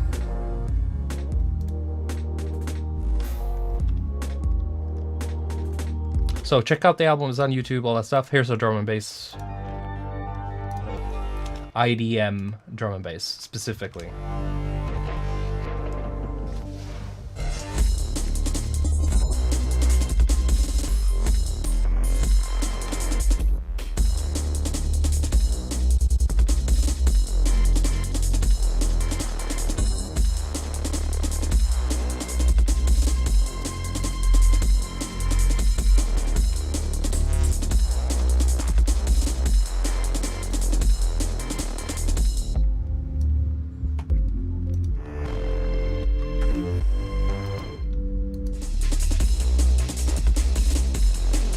You don't get more IDM drum and bass from me than this.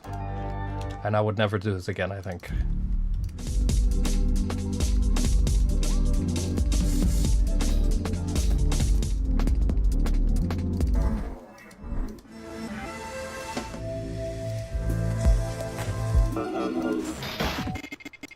It's like very inspired by Autechre and Square Pusher, Aphex Twin, you know, Warp Records type shit.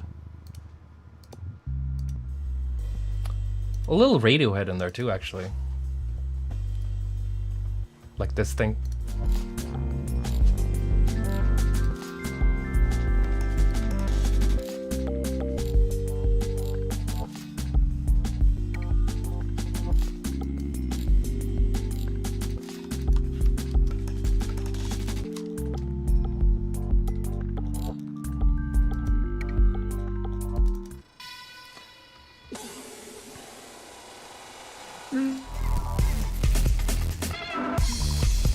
Little big beat type vibey stuff, Matrix soundtrack.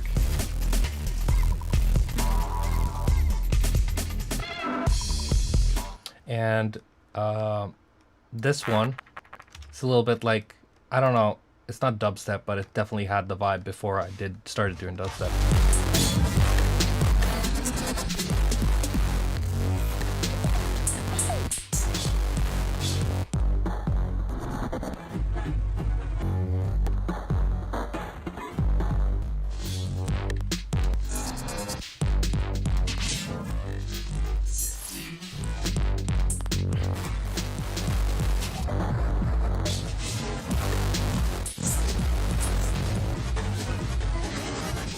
Used a lot of the same techniques later, even though this sounds way better than the early Savant stuff, for sure.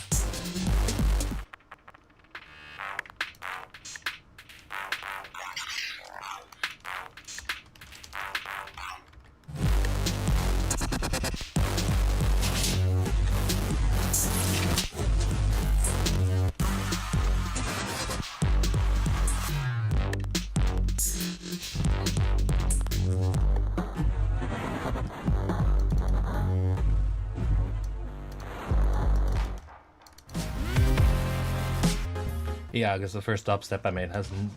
Sounds like two different people.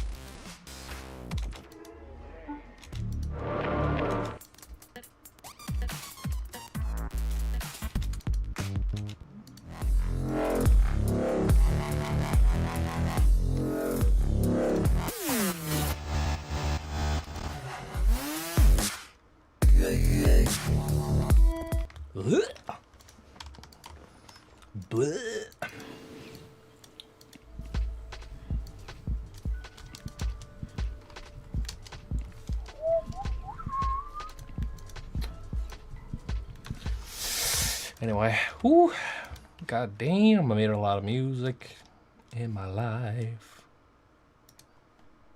Alexander Winter music.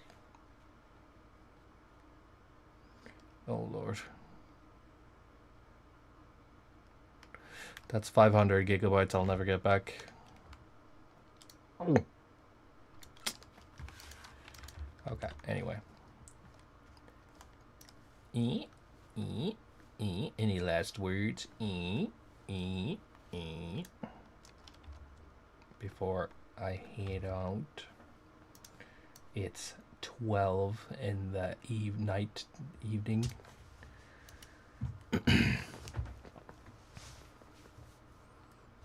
How many finished tracks? Fuck, do you think I have time to go sit and count fucking 25,000 tracks, see what's finished? Are you crazy?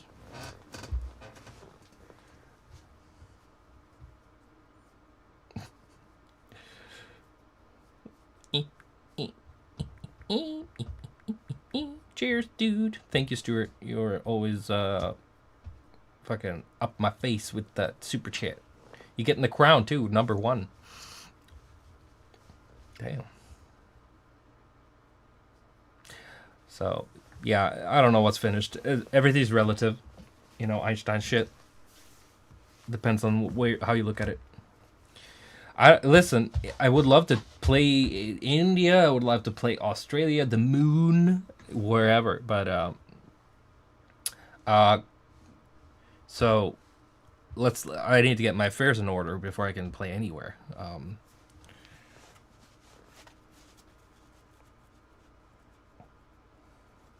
Yeah. It really don't matter how good you are. It's about how famous you are, and that's you know, it's difficult work. You can't just book a tour. That's not how it works. You gotta get booked, and or you can have a good agent that pushes you out there. But you know, I'm working on trying to get a good agent going.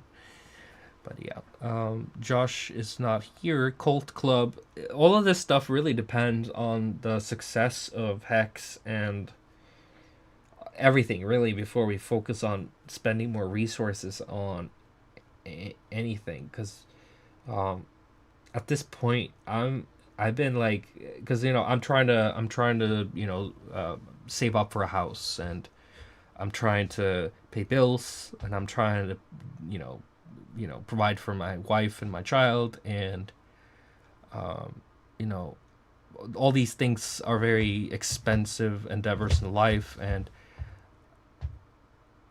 if I cannot make Savant financially viable, I have to do something else. So I'm not sure how long the rope on Savant's going to be. It really depends on you know, how successful the projects are and stuff like that. But if it doesn't work out, then I'd have to go do something else.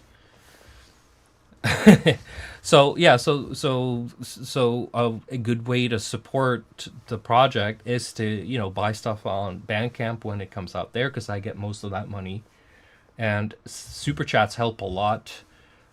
So when I get super chats, sometimes I get, and if I do the streams maybe like 4 times a month, you know, every week, and if I get like $400 total, or between $400 and $600 total, that kind of like helps a lot in the total budget to make things go around. But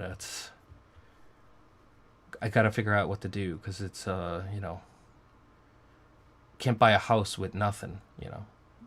I have a little bit saved up,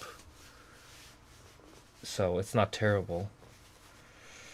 But touring would really kick off that stuff, but it's like I'm still struggling with those agents and getting that shit on rolling. So that's what I'm really waiting for. I would love to play all kinds of places, and I do have a lot of fun playing out. The last show I played in France and Rampage last year, those were really good tickers for me, and it felt really right. And I'm playing a show next month in Seattle. You know, if you guys live in that area of, you know, Northwest, just fucking come out, because I don't know when I'll be back or if I'll be back at all. So you never know. Thank you, Calypso. Appreciate it. I appreciate it. And I mean that. It's not just superficial stuff. So I'm gonna try to do these streams, and the way I was thinking about doing the streams is that, you know, I got a lot of stuff and I have a lot of things to teach or to show you or whatever. But it really helps if, for instance, you send a super chat and then you say, can you show me this thing, or can you show us that track? And because I don't have time to stop and listen to everything unless people, like, you know, basically pay me to do that. So yeah, the Bordeaux show was fucking amazing. Like, that felt like nothing else. I've had a lot of good shows in France in general. I've had a lot of good times there. I really miss playing consistent.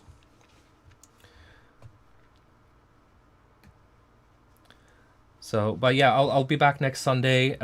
In a few, not next week, but the week after. I have like a total week alone at home, where I don't have to do anything else than work on music. So that's when I'm gonna like push out a Hex 3, like that week, I think, or the week after.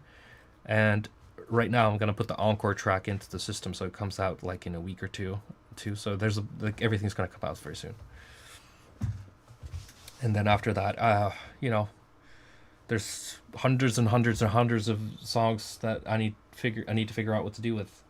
And I've been thinking like putting out mixtapes where I don't really stress with like mixing, mastering stuff so much, and just like put it out little old school Savant style, just get it out and see what happens. Not be so precious about it. See what happens with that. But anyway, thank you guys for joining me today, and then we'll see each other next Sunday, same time. And I don't know what we're gonna do then, but we'll figure it out.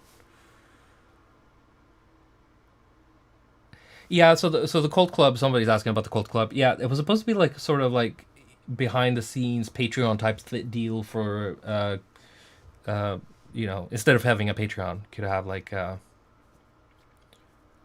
basically a lot of the stuff I do on the streams would be like very concentrated there, and also a lot of the songs I'm showing here would be available on those club membership stuff. So basically not a subscription per se, but, you know, Patreon subscription in a way, where you get like access to a lot of the stuff that I haven't released, if that's interesting to me. In my head, I can fathom why people would be interested in listening to that shit, but it's economics or whatever. You gotta supply and demand, all that junk. But thank you guys for caring, and I'm here for sharing. So PCOs. Well, I'm gonna turn off this junk now. Okay, next week.